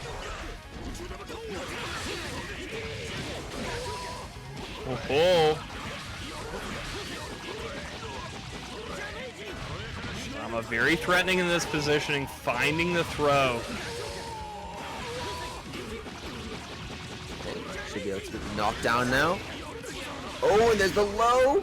Hotenjin. Yeah, chat, what do we think of this improvement mod color? What is going on? You know the hand from JoJo's Bizarre Adventure? You know when he goes like, ooh, and you make like the wave behind it? That's what the effects look like. It's like ripping open a rift to a color in the background. Feels like it's ripping a hole into like my retina. I'm like, oh. I think it's like a rhythm thief? I think that's what I see it. I think that's what the color is. Oh, that was a good whiff. That's so hard to whiff punish. Just wanted to pose. Feel Kobe's aura farming. Chat, Kobe's aura farming. Don't say that. Don't say that. You're gonna feed into Kobe's ego here. He's popping OD to aura farm. You know what he's going to do? He's going to go take to Twitter and he's going to post that one bang gif. You know what I'm talking about. Folks, it's over. Oh, great match from Fuzzama. While Fuzzama may not have the best in terms of invuln defensive options, he does have access to some great Abari tools like 2A.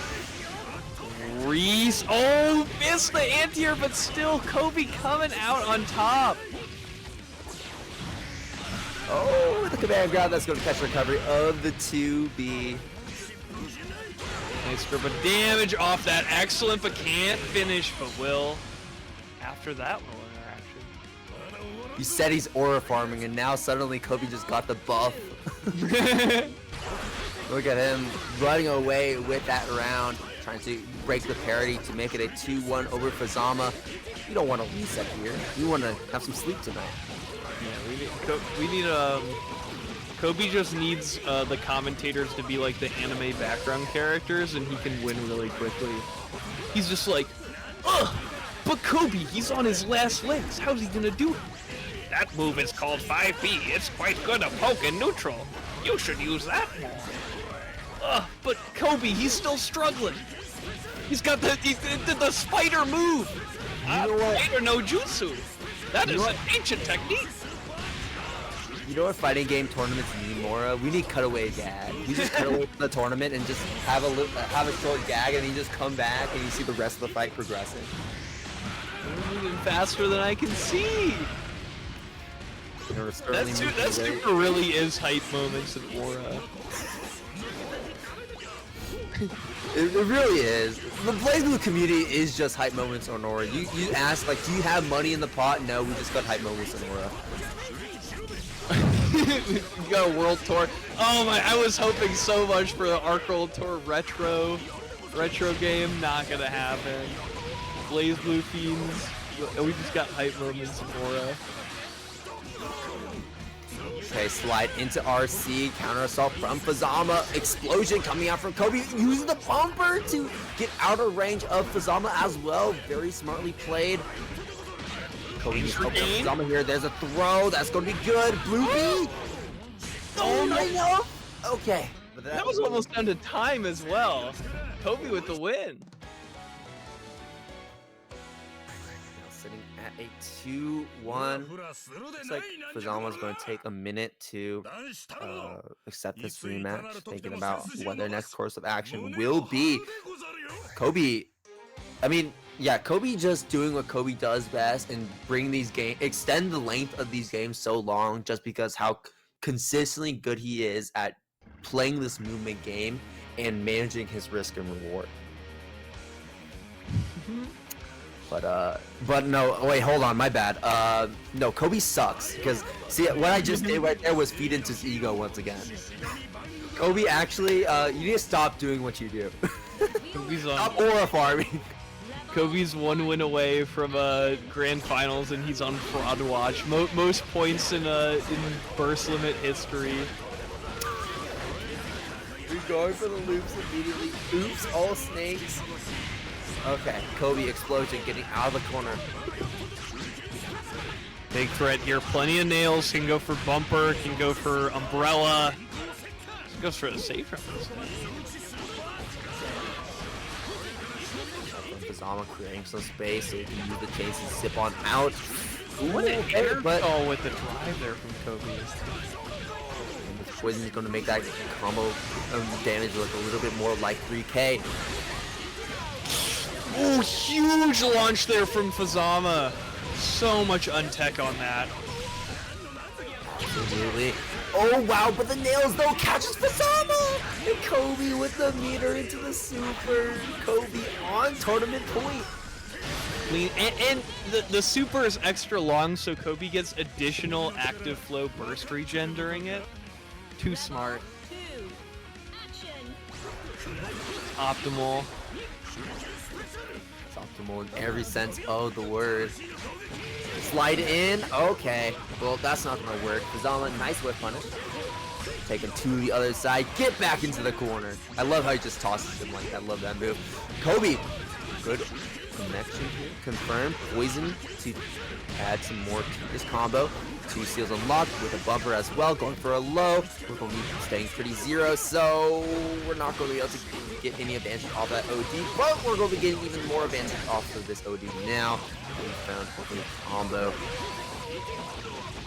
Knockdown. Should be able to go for some stance pressure if you want to, or run up into the 2As. Really well positioned here. I don't want to call it again. I think this is gonna kill, but who knows? Okay, never. Mori! Kobe sliding a 20 to Mori every instant. He has Mori on quick dial. Oh my God! Wait, he can win this. He can so win this. Grand finals is up for grabs, folks. No. Killer Kobe, 1 hit away. There's no way, right? What? Oh my God. I gassed him up too much, folks. The hype moments in Aura. He gets brain rot. How was that? What was that for? Because he's a roundup. But Kobe, I knew that wasn't gonna hit.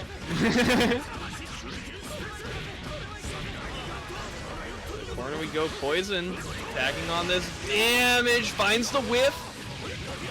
So nice to just be able to visually confirm that with the overdrive activation.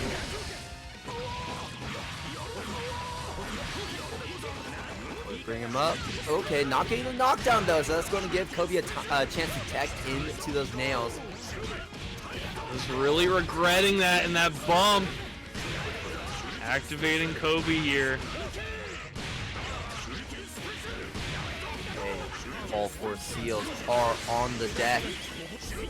Counter assault in response to the OG! Oh my god, that was a cross up too!